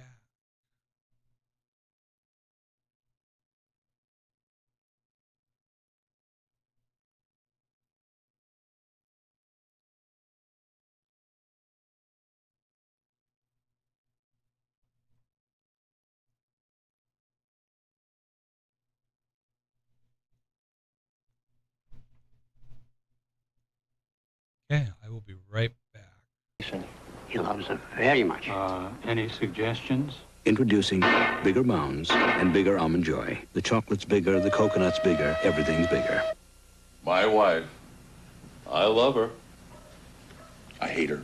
She can eat anything and not gain a pound. Now she's drinking my Diet 7-Up because this taste test proved it tastes better than the other leading diet drinks. Great. Now people who can drink anything are drinking all the Diet 7-Up. Is that fair? There'll be shortages, rationing. Want some ice cream, honey? No thanks, dear. I hate her. Only one taste feels so good. Diet 7-Up. How to start an impressive family art collection. First, find some talented local artists. Then inspire them with Crayola Happy Meal boxes from McDonald's. Every Crayola Happy Meal comes with your children's favorite McDonald's foods, plus an art kit with a McDonald Land stencil and 4 Crayola crayons or a Crayola marker. There are 4 sets in all, a different one each week. With Crayola Happy Meal boxes from McDonald's, it's easy to build a family art collection. After all, you already have the family art gallery. Excuse me, Daddy. Buddy Ebsen returns in a 2-hour NBC family special. A young boy faces the challenge of his life to save his grandfather and their ranch. Stone Fox, Monday. Babies, take your mark. One of these diapers keeps babies so dry, Get set. It'll take on any thick diaper. Go. It's drier than all of them. Ultra Pampers. Even when it's wet, it's dry. Because Ultra Pampers' thin lock-away core locks wetness away from baby. You can pour on wetness, but you can't squeeze it out. The winner over all thick diapers is Ultra Pampers. Even when they're wet, they're dry. The driest. Hey, what a plan for building a perfect cheeseburger. Start with cheese. Glorious cheese. A plank of Swiss over here. Ah, a perfect Swiss burger. Cut that cheddar for a bacon cheddar burger. Haul in the Monterey Jack. A perfect Mexican burger. To get your plans, hurry to your grocer's meat or dairy case and enter the Build a Perfect Cheeseburger sweepstakes. You could win a perfect patio and barbecue set. With real cheese, every cheeseburger you build will be perfect. A recent taste test proved that Diet 7-Up tastes better than the other leading diet drinks. Here, let me help you with this. This news may dramatically increase demand. Here you are, ma'am. Oh, thank you. Unfortunately, to avoid a shortage of Diet 7-Up, people who may not really need it may be asked to limit their purchase. Only one taste feels so good. Diet 7-Up. I'd like you to try Rancher's Choice dressing from Kraft. No, thanks. I like Hidden Valley. Oh, you're going to be tough. You're not kidding. You'll like Rancher's Choice even better. It's got lots of tasty herbs and spices. So it's got lots of tasty herbs and spices. And it's incredibly thick and creamy. So it's incredibly thick and creamy. So why don't you try it? So I love it. Oh my goodness, it's delicious. I love it. Rancher's Choice, also in reduced calorie. I love it. He's a 42-year-old ex-Marine. He's a 14-year-old boy genius. Together, they'll trash the freshman class in Ruby's, premiering Friday. Then, on a Sunday picnic, the Willoughby's daughter was lost. That was 40 years ago. Then one night... Daddy? Friday. Well, fans, it all comes down to this moment. This is where it all gets decided. Johnson steps in, checks the signs, makes a few adjustments. This is a classic confrontation. He's digging in. Here's the delivery. And there it goes. He's going back, way back. It is going. It is gone. Pepsi, the choice of a new generation. The ball game's over. 7-Eleven slices prices. Take a look and save with these Price Slicer specials. 10-ounce original New York seltzer, all flavors just 49 cents a bottle. Ever-ready alkaline batteries, a single 9-volt or 2 packs of CD and AAA, $1.69, and 4 packs of AA are just $2.09. Get hot all-beef hamburgers with all the fixins, 59 cents. Cheeseburgers, just 10 cents more. Great everyday prices, plus super low specials are featured at participating 7-Elevens 24 hours a day. Victory for women in the workplace at 11. Here he comes! Hooray! Happy birthday, Teddy! What is it? It's Robbie! It's Robbie! There's nothing in the world like a good friend. You can say that again. Oh, Teddy Ruxpin is my friend. And Grubby's my friend, too. That's me. Teddy Ruxpin's pal Grubby, the best friend for your best friend. Good news, baby. Now you can wiggle, you can scrunch, be a moving honey bunch. 'Cause now you can't wiggle wetness out of Love's. Introducing Love's new Super Baby Pants. Thick diapers can bunch up when they're really wet, but Love's new thin padding can stay put. And once wetness is in, it can't wiggle back out. No matter how you shimmy, shake, and jiggle, you can't wiggle wetness out of Love's. And now some typical consumer reaction to an exciting Pizza Hut offer. Yabba-dabba-doo! Yabba-dabba-doo! Yabba-dabba-doo! Yabba-dabba-doo! Yabba-dabba-doo! That's right, it's Flintstone Kids glasses. Freddie, Betty, Wilma, and Barney. Just 49 cents with any Pizza Hut pizza. There's a different glass every week, so you can collect all 4 for your kids. What do you say to that? Yabba-dabba-doo! Flintstone Kids glasses, only at Pizza Hut.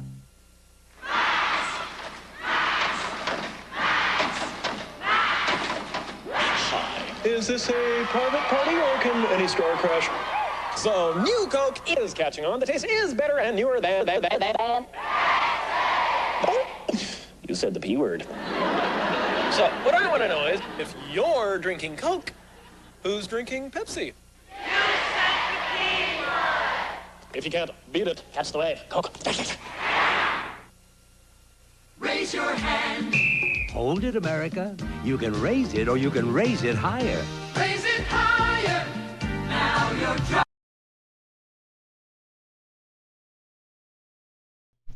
Okay, and we're back. Let's go ahead back to the game. So what are we thinking? Are we having fun?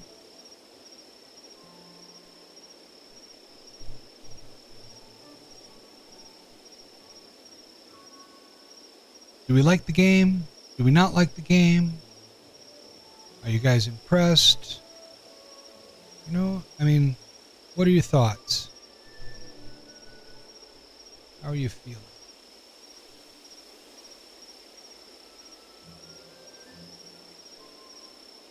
Myself, I mean, I'm liking it so far.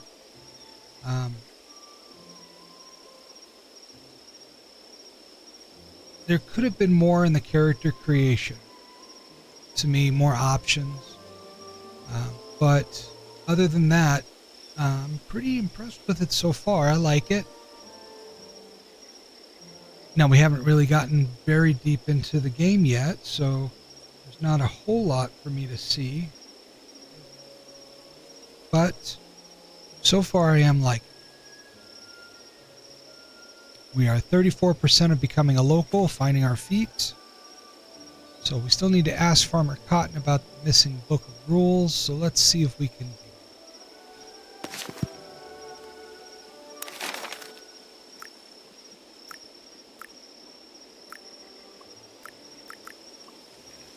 And let's see, where's Farmer Cotton? Old Noakes. So there's Farmer Cotton. We're going to track it. And the birds will help us. Right? Where are the birds?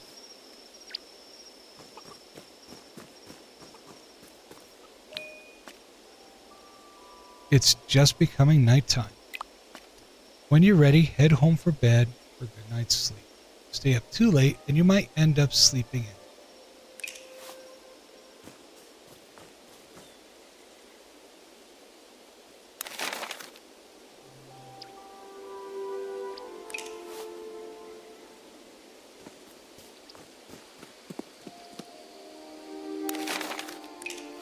Let's run over and ask Farmer Cotton real quick.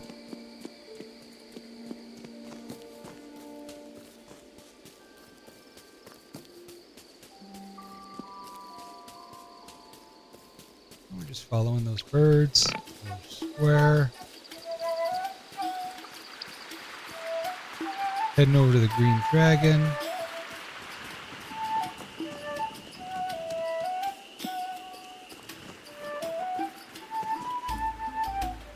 Where is Farmer Cotton?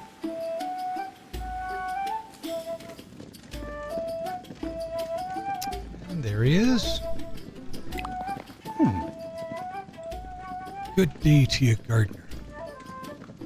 Have you seen an old book?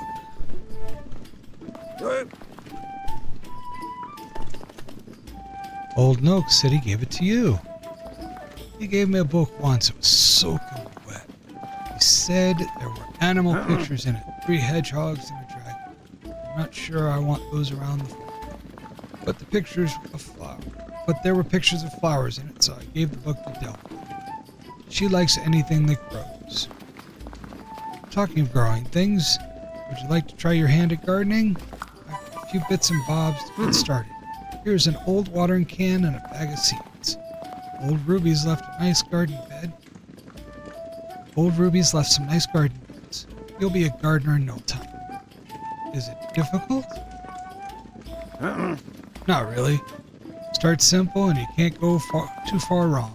Even Orlo seemed to manage it. Just go up to your garden. You'll work out what to do. When everything's harvested, come back and let me know how you got on. Pulling fine food from good tilted earth, there's nothing final. Can confirm, Farmer Cotton. Can confirm.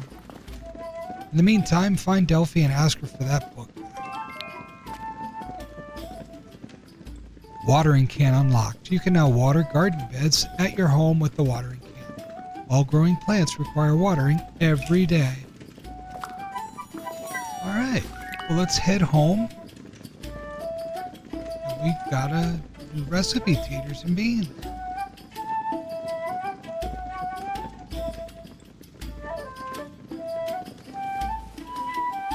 So we're gonna head home. Where is home?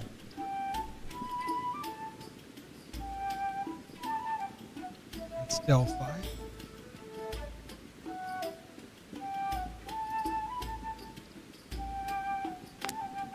And we're just gonna go on.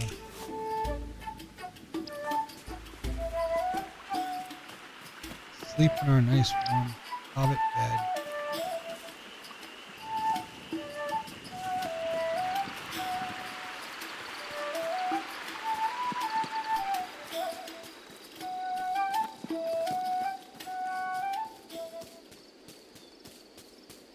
Get some nice hobbit rest and finish our first day in the Shire.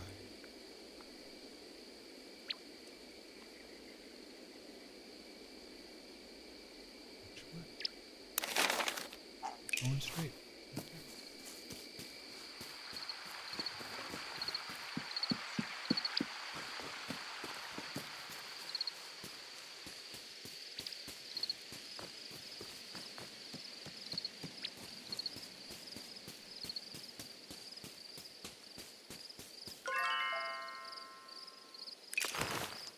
Okay, that's our backpack.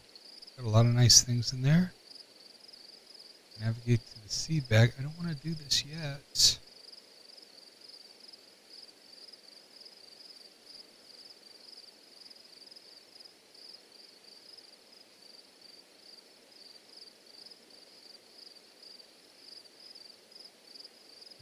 Day 1 of summer. 15 days left in the season.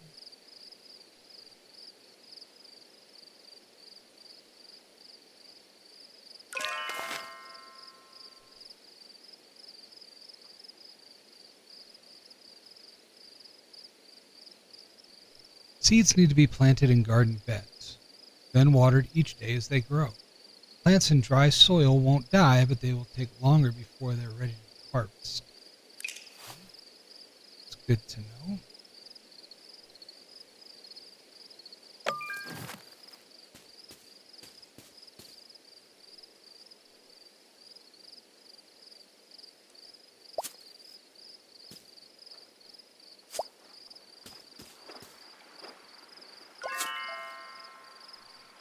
Okay.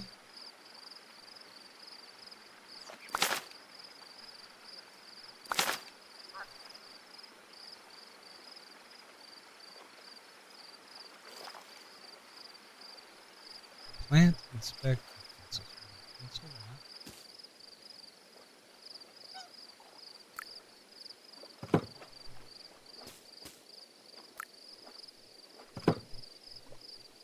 Am I actually watering? What am I doing?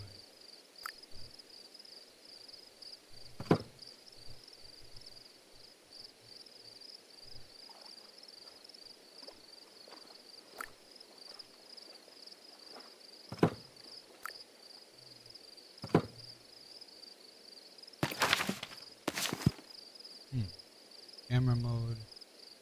H.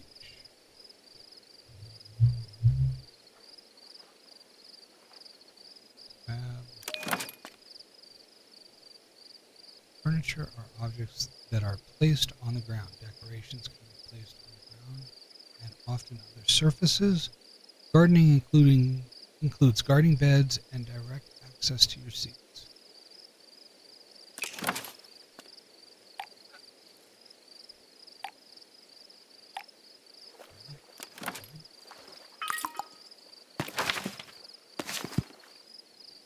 I believe we just want to go into bed right now. Why do I want to?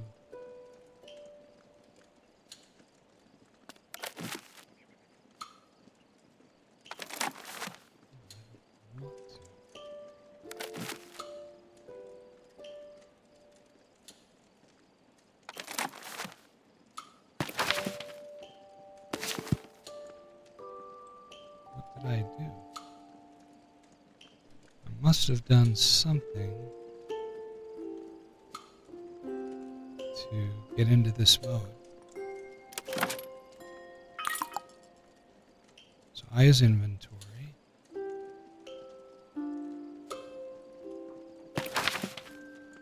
Let's go into settings and see the key bindings.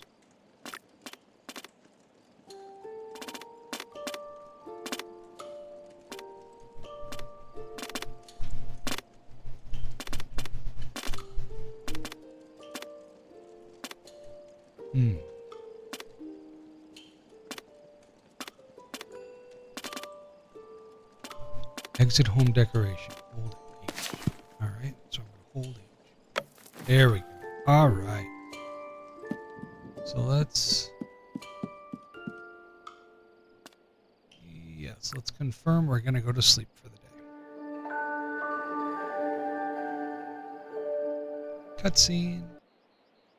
Alright, so what have we learned? New vegetable discovered, new hardy vegetables, miscellaneous items, seasonings, fish, and recipes. Nice, 34%.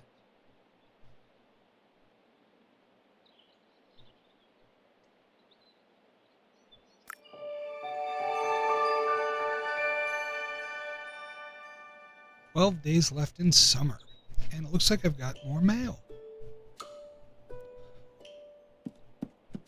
Let's see if we can water our plants. My garden. Much bigger than my mother and father's garden back at home. But wait. I need to think about what to plant here. This is my garden now. I need to make it my own. What kind of garden should I have? Nope, we need fine vegetables. A garden full of fine vegetables. That's a good idea. Pantry gets in pretty quick. I must look at my recipes. Cooking starts in the garden, after all. I'll need to find some more seeds. Whatever you decide to do, Falco Gardener, there's some hard work to be done. I'd best get started before too long. Let's get the watering can. Alright, that's fully watered. Fully watered. And fully watered. There you go. Once your plants have grown, harvest it for ingredients to use in cooking, selling at shops, and more. I wonder if we get seeds with this as well. Let's see. How do we open the seed bag?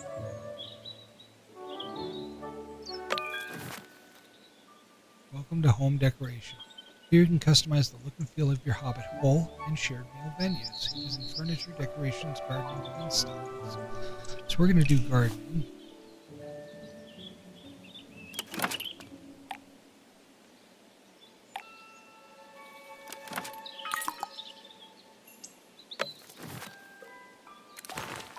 Inventory, seed bag. We don't have any more seeds, so can't do any more gardening just now. But we've planted our potatoes, so we're good to go there. Let's see about post. Feather is up.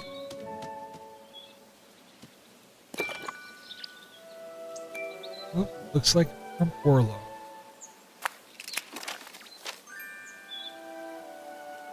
Hello, Falco. I had such a good meal, and such fine company too. We'll have to do this again. See you soon, Orlo Proudfoot. Thank you very much.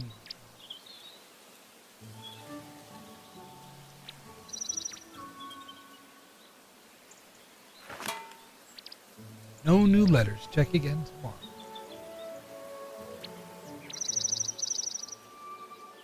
I guess it kind of has an idea of the letters you'll want to trash and the ones you want to save. Yeah, so you don't save any non-questions. That's okay. So, what to do, I guess we're going to need some tools to clear that stuff. Because it's not going to store. Doesn't seem to be any crafting yet in here. At least not much beside the cooktop. So, I'll have to wait and see. That looks like another garden yard.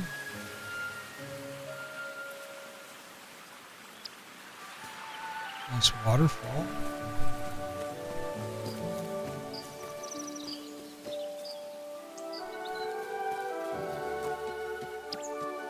Now the vegetables haven't grown yet, so I can't harvest them. I mean, they're just tiny little things.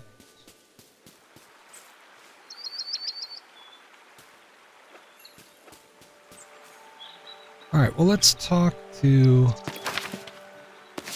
Delphi. She's over here, isn't she? Find who has that missing book of rules, and you might learn some new skills along the way. So here we are, we're going to talk to Delphi. So let's get a move on.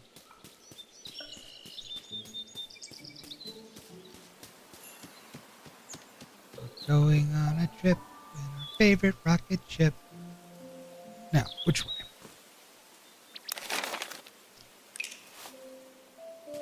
This road.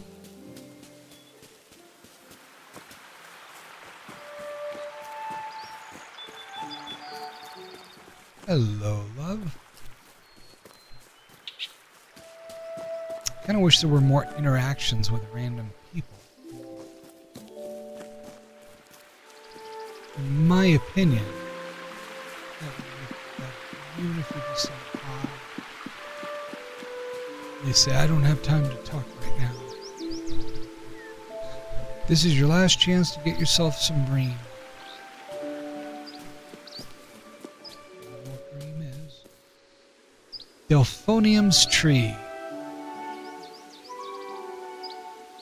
Okay.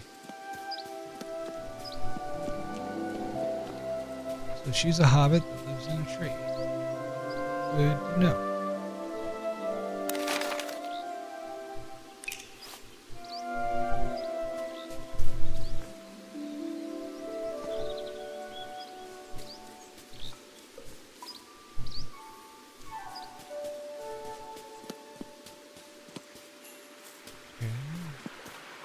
the right direction?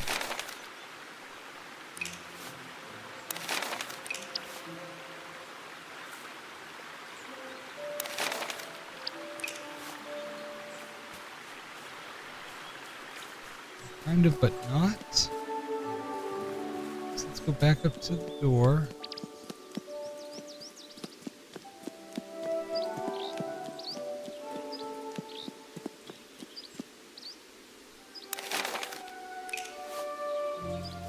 There she is. All right. Hello. You must be our new neighbor.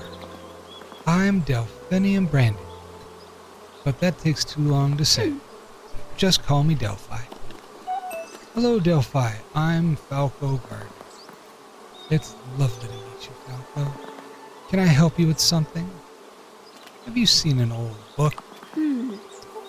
Is it a healing book, Falco? It's a book of rules Farmer Cotton gave it to me. Oh, that. I used it to press some flowers, but it didn't work. Why? The pages were damp. I'm glad you came by. I've got some odds and ends for you. A bit of a welcoming present. I just got back. I've been out foraging for mushrooms and herbs. We didn't do that. Where did your mushrooms come from? The shop? Mushrooms can be found for free if you know where to look.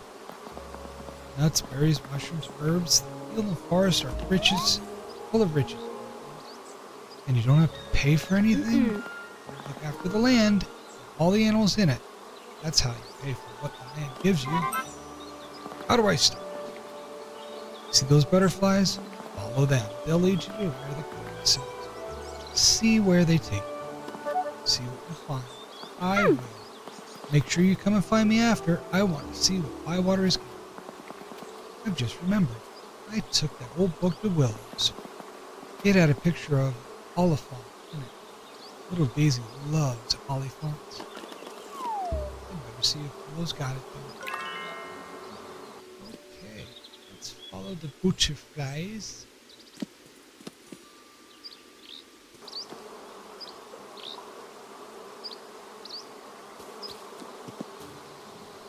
Oh, beekeeper.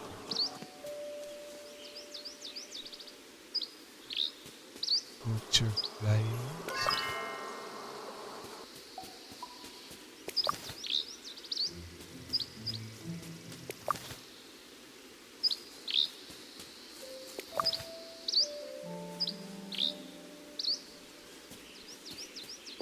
Lots of mushrooms.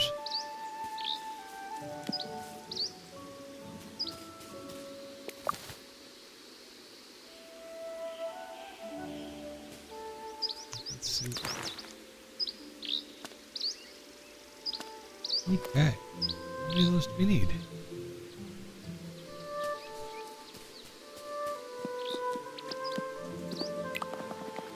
Can I help you with something? I've foraged some things.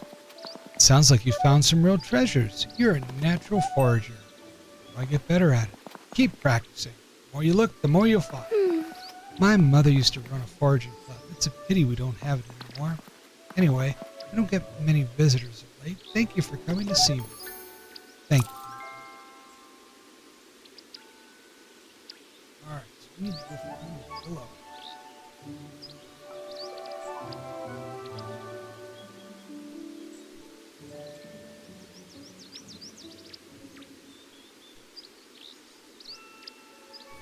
Let's go find Willow. Is she on the map?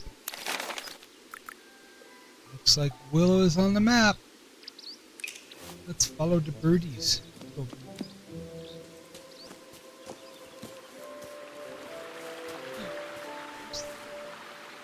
Ah, backpack. Oh. So how do I empty my backpack? Maybe I should put some things in the pantry.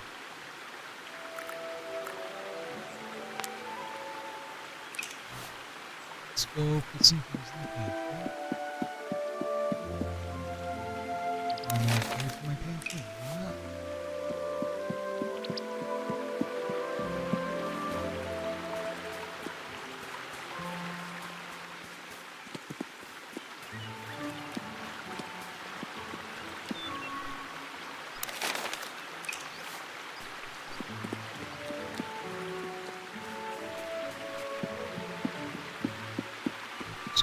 head on home. I'll put the mushrooms and whatever else I don't need into the pantry. Fish.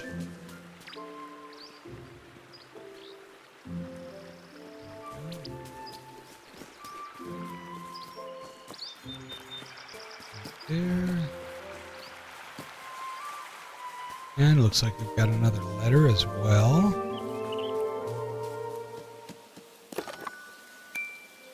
Your items from the other day.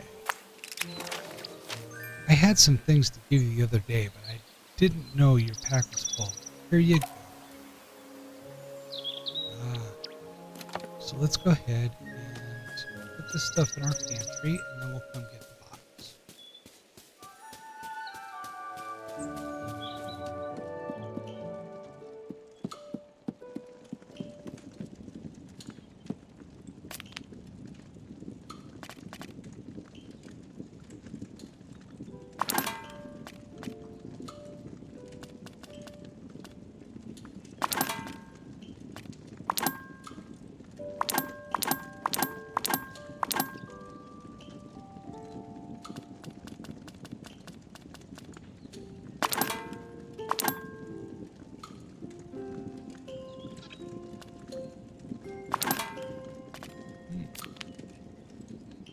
Okay, let's go get our box.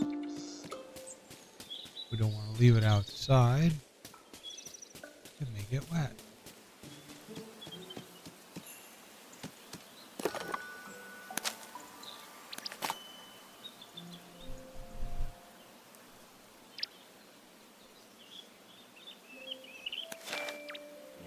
All right.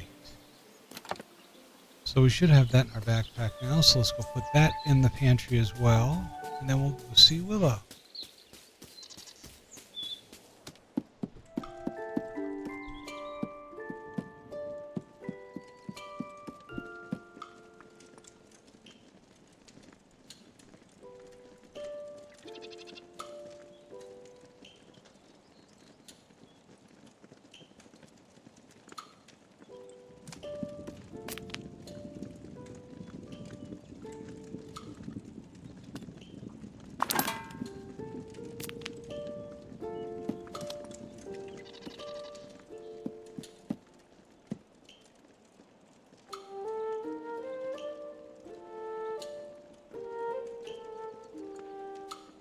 Okay, now we need to go find Willow. Where is Willow?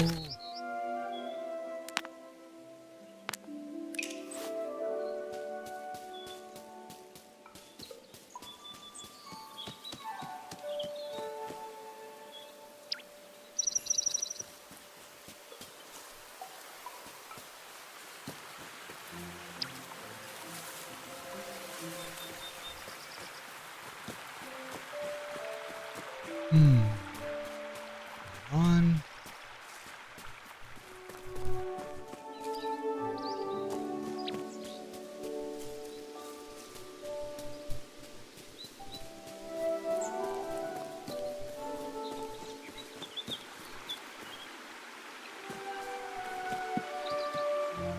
All right, you must be Willow. You're new here. My name is Willow Took. I'm Buckle Gardner. It's nice to meet you. You've got a lot of work to do to get set up here. The old hobbit hole of yours has seen better days. I might need some help. If you do, just ask. Thank you, Willow. I didn't say ask me, did I? Good luck, Hobbit. What do you want? Have you seen an old book? I know the one, quite big, good corners. Used it to draw right angles. A bit moist. I gave it to Daisy. Let's ask her. Who is Daisy? Daisy likes olifants. Daisy, love, do you have that old book with the oliphant in it? Mama and me looked at the oliphant, but I gave it back to you. That's right, I was boarding up some old rooms in Ruby's place and used it as a step. How else can I reach the top? Jump? Poor Ruby couldn't manage the bag place anymore. She asked me to make it a bit smaller. You could get Ma'am to open up those rooms again if you ask nicely. Very nicely. So you've got the book? No, it had pictures of cooking in it, so I gave it to Mrs. Cotton. Really? I suppose I'll see Mrs. Cotton. Okay.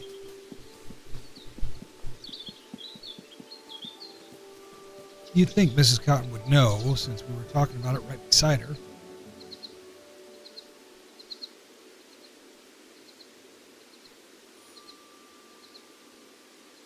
Okay, well, let's go and find Daisy, there's Willow, and we're going back to the dragon. Back to the green dragon. Yo ho ho, green dragon.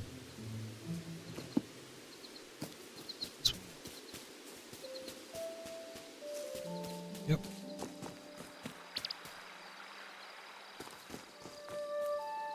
Which way, birdies? You're supposed to be helping me, birdies.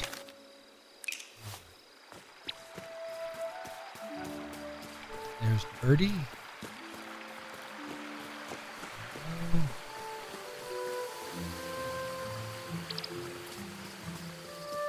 Nope, that's my place.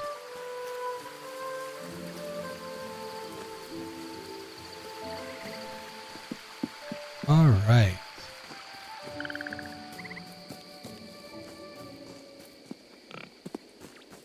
East Road. Here we have the village square. We're coming up on that.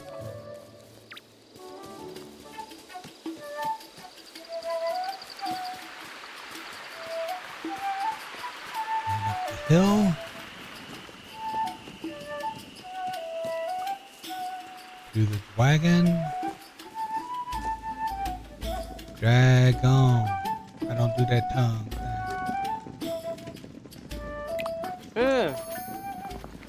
Young Tom Cotton. Hello, you must be Falco Gardner. My family's been talking about you all week.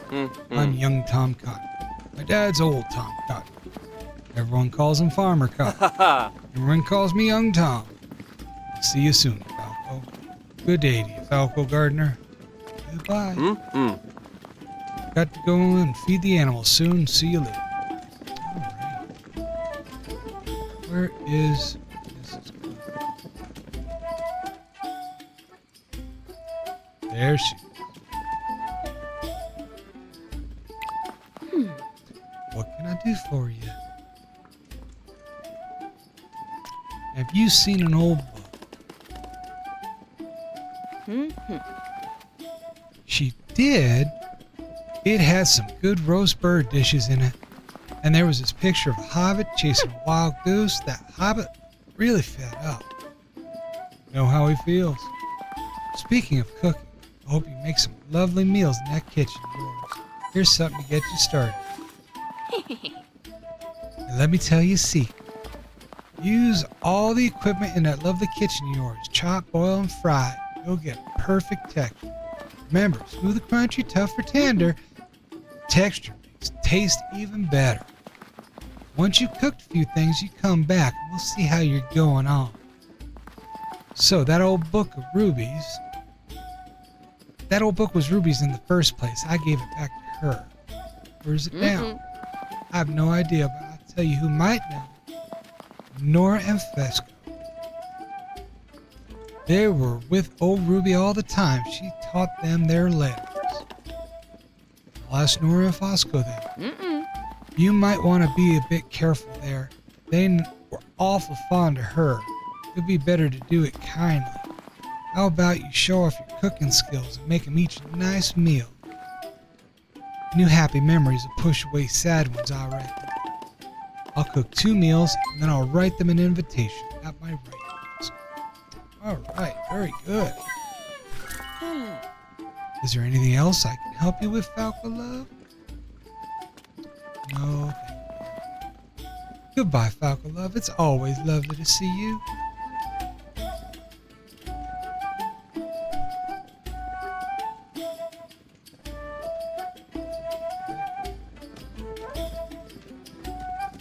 Oh, goodness gracious me, oh my. So we've got to go cook a couple of meals and write an invitation. And it looks like it's getting a little dark. Tale complete, finding your feet.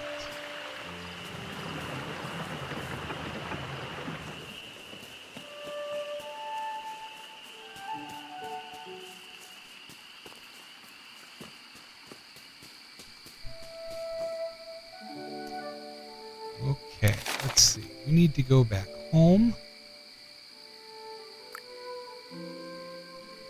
So let's track home.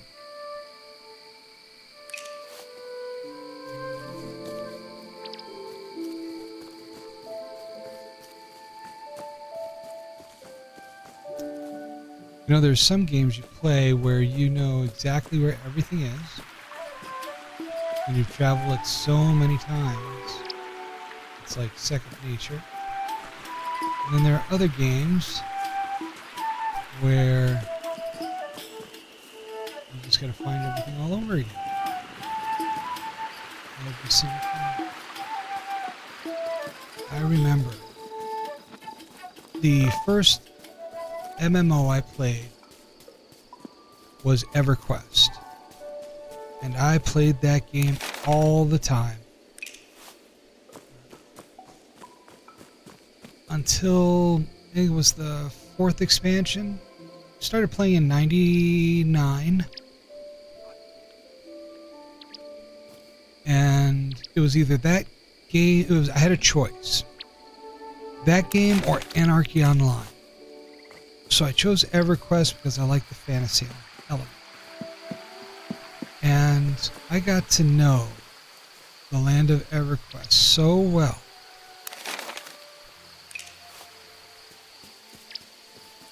I mean, I could see it with my eyes closed. I could see everything about it. And... oh, what's this? Thank you. Oh, that's the track. Okay. But yeah, I knew all about where everything was. And... alright, so what are we going to make? Let's see. Prepare 2 meals for Nora and Fosco. What are we going to make? Very good fish cakes. Or corn taters and beans. Well, let's see. For corn taters and beans, we need corns and beans, onions and potato, and I don't think I have that.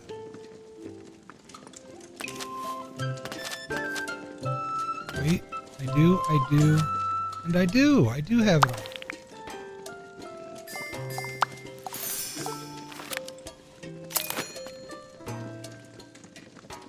With cooking stations, you can shift the meal towards chunky, smooth, crisp, or tender. Stop your station interacting at the right time to reach the texture change you want. As you unlock more stations, you'll have more opportunities to process ingredients differently. If you miss the mark on the first ingredient, you can get closer with the next. Hit the texture sweet spot to make your meal extra delicious. Alright. Where's the sweet spot? Like right here in the middle?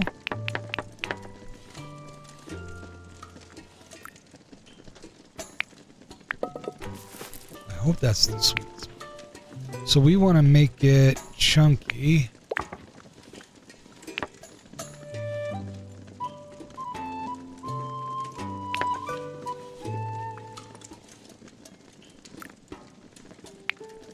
Okay.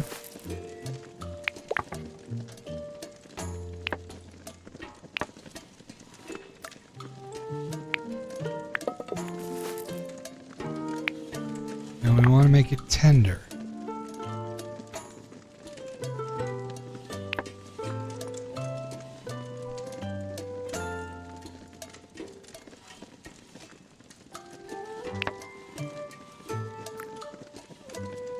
Okay.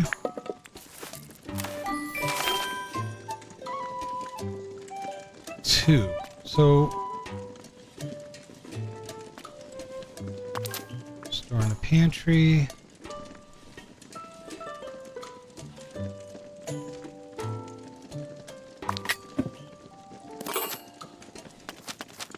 Let's make some fish cakes.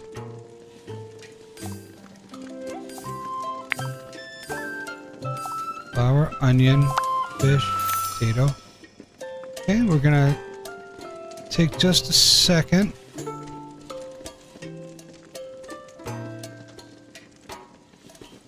I'm just gonna close my door here so we don't get all that outside noise.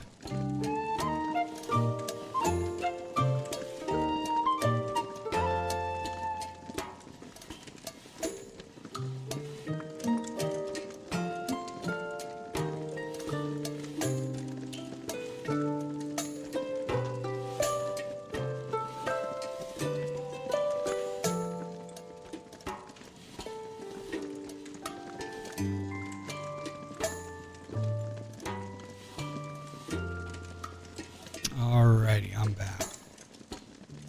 So, let's cook it on up. Assemble.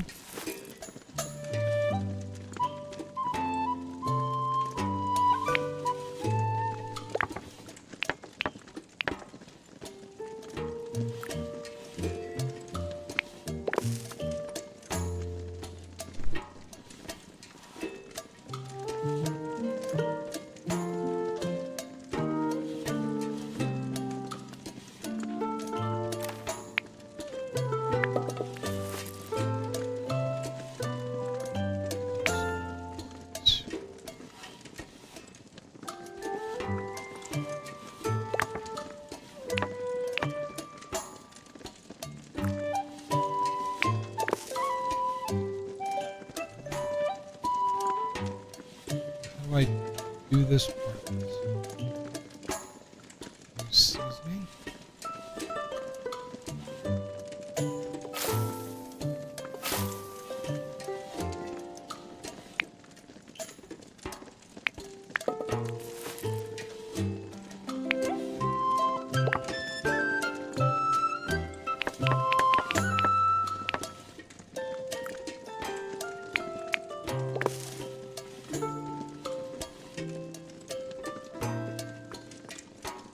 So we want it a bit more tender. So we're going to let it go here and then just a little bit more. Ooh, looks like we got it. Yay! Textured. Good.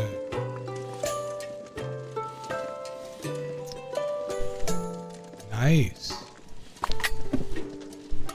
Can we cook anything else? I want to practice this one.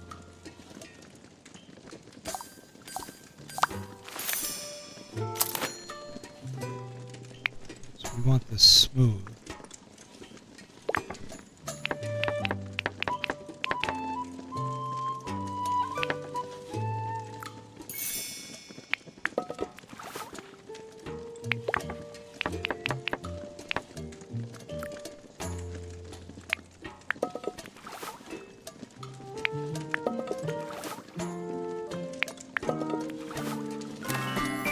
Yay, all right.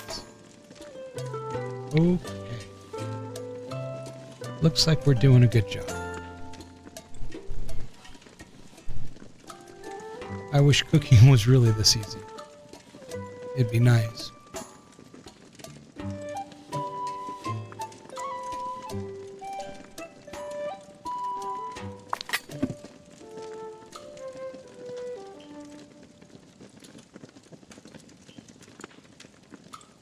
Okay.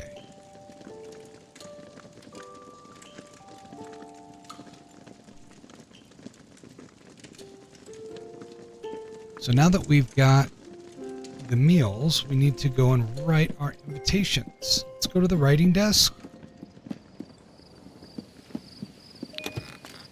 Welcome to the writing desk. This is where you can plan a shared meal to improve relations with town folks. Select plan a shared meal. Select venue, home.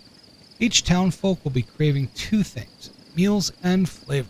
Successfully serve a townsfolk either of these, and they will give you a special thank you. All attendees to invite to your shared. All right, so we want. Let's see. Billy, Oscar.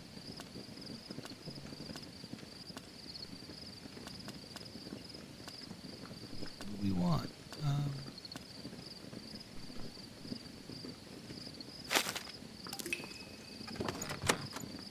We need to... Nora and Fosco.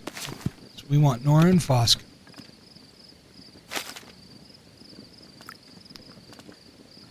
Nora and Fosco.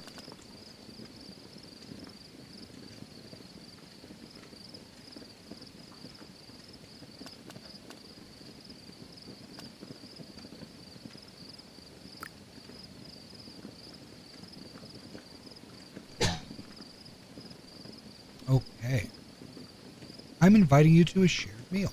I'd love to make you a meal and share it with you.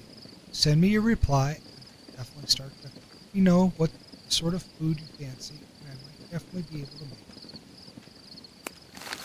If I'd known that, I would have sent them first. A shared meal is now planned and will be ready tomorrow. Make sure to check your postbox for some insightful RSVP letters on the day. Wait until tomorrow to start your shared meal. Okay.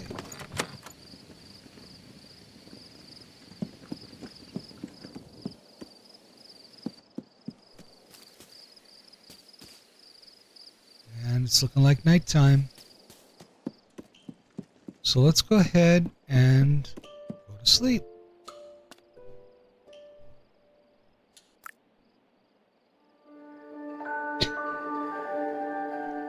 Let's take a little drink. Hydrate.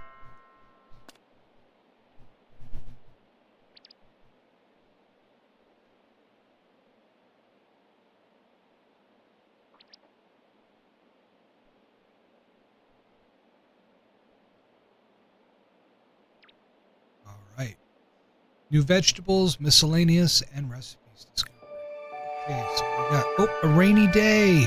Oh no, a rainy day. It's Tuesday.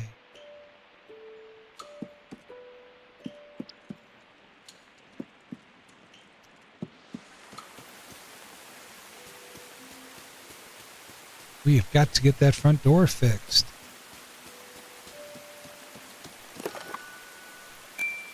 I graciously accept. Good morning, Falco. It's a pleasure to be invited to a meal with you. I'll be there. A strong rush of flavor from the smallest of bites, so tangy tasting, will bring me delight. Eager to eat and listen. Hello, Falco. I'm very keen to share a meal. I keep wondering what you might cook or whom might join us. Like any good story, I crave a good twist, a strong, bitter flavor, not go amiss. Could you check on my lad? Hello, Falco love. Could you do me a favor and look in on my lad, young Tom? He seems a bit down recently. He doesn't like talking much. Could you be a dear and see how he is? From Farmin' in Lily Cotton. All right. So, looks like Nora likes strong, bitter flavors. And Fosco likes tangy and tasty. All right.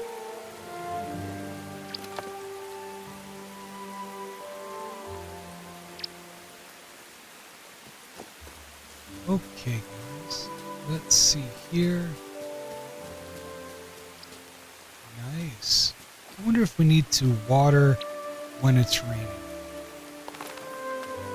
Is that a thing? Nope. Looks like they're all watered already. All right.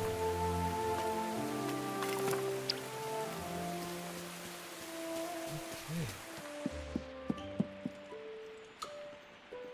So what I'm going to do here, let's see what this is.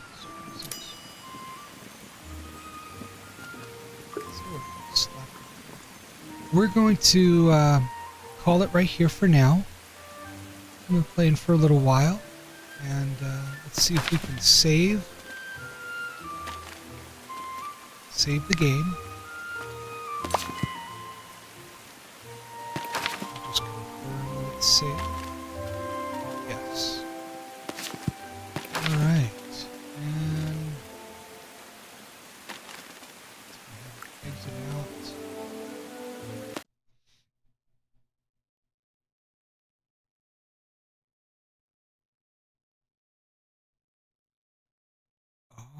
Alrighty.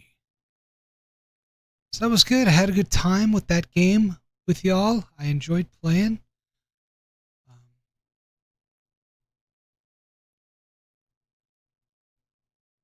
Like I said, I love the artwork, the style, that watercolor painting, and the cutscenes and the transitions. It, to me, seems very, very well done. There were some things that I would like to have seen a little bit differently.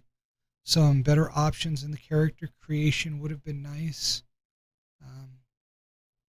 Like I said, I don't know if we unlock that later, or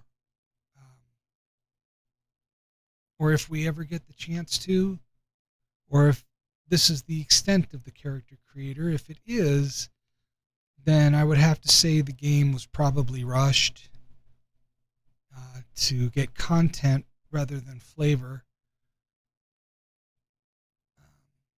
But, like I said, I'm approaching this with an open mind. We've only spent about 2 hours in the game, so we haven't really gotten that far, but it was fun. I enjoyed it. I enjoyed it a lot.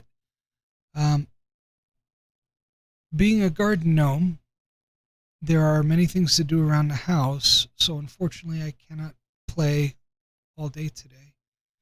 I'm hoping that Wednesday I'm going to be able to free up a lot more time in the schedule, and I'll be able to play more.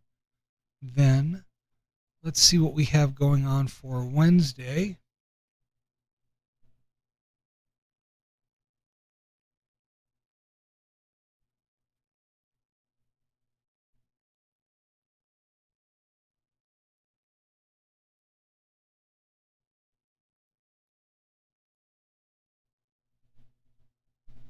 So Wednesday we're going to be playing One-Eyed Liko.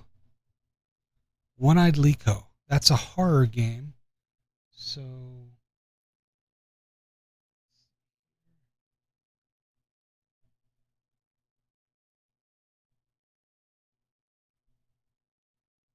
should be able to get a bit more for that, One-Eyed Liko.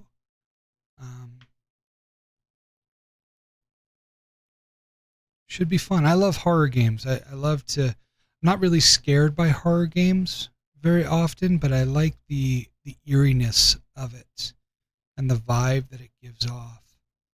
So I'm looking forward to this game. I read a little bit about it, so I decided to grab it and see what I could find out.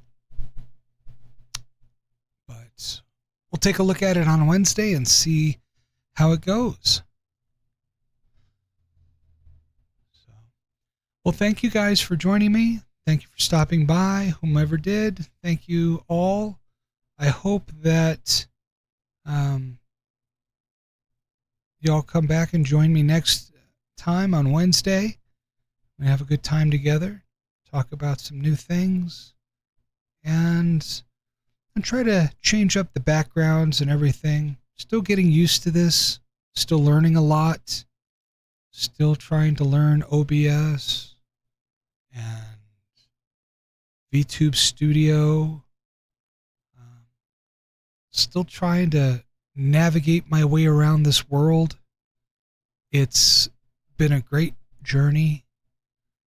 It's a lot of fun learning all of these things. So I'm glad that I'm able to do this. It's relaxing. It's a lot of fun. And I enjoy it. I enjoy being here with you guys. There may not be anyone watching while it's live, but hopefully that'll change and y'all will join me, and maybe you'll look back at some of these videos later, and this will make you want to join me. But you guys have a good day, have fun, and I'll see you on Wednesday, and we'll be playing One-Eyed Lico. All right. You have a good day, everyone.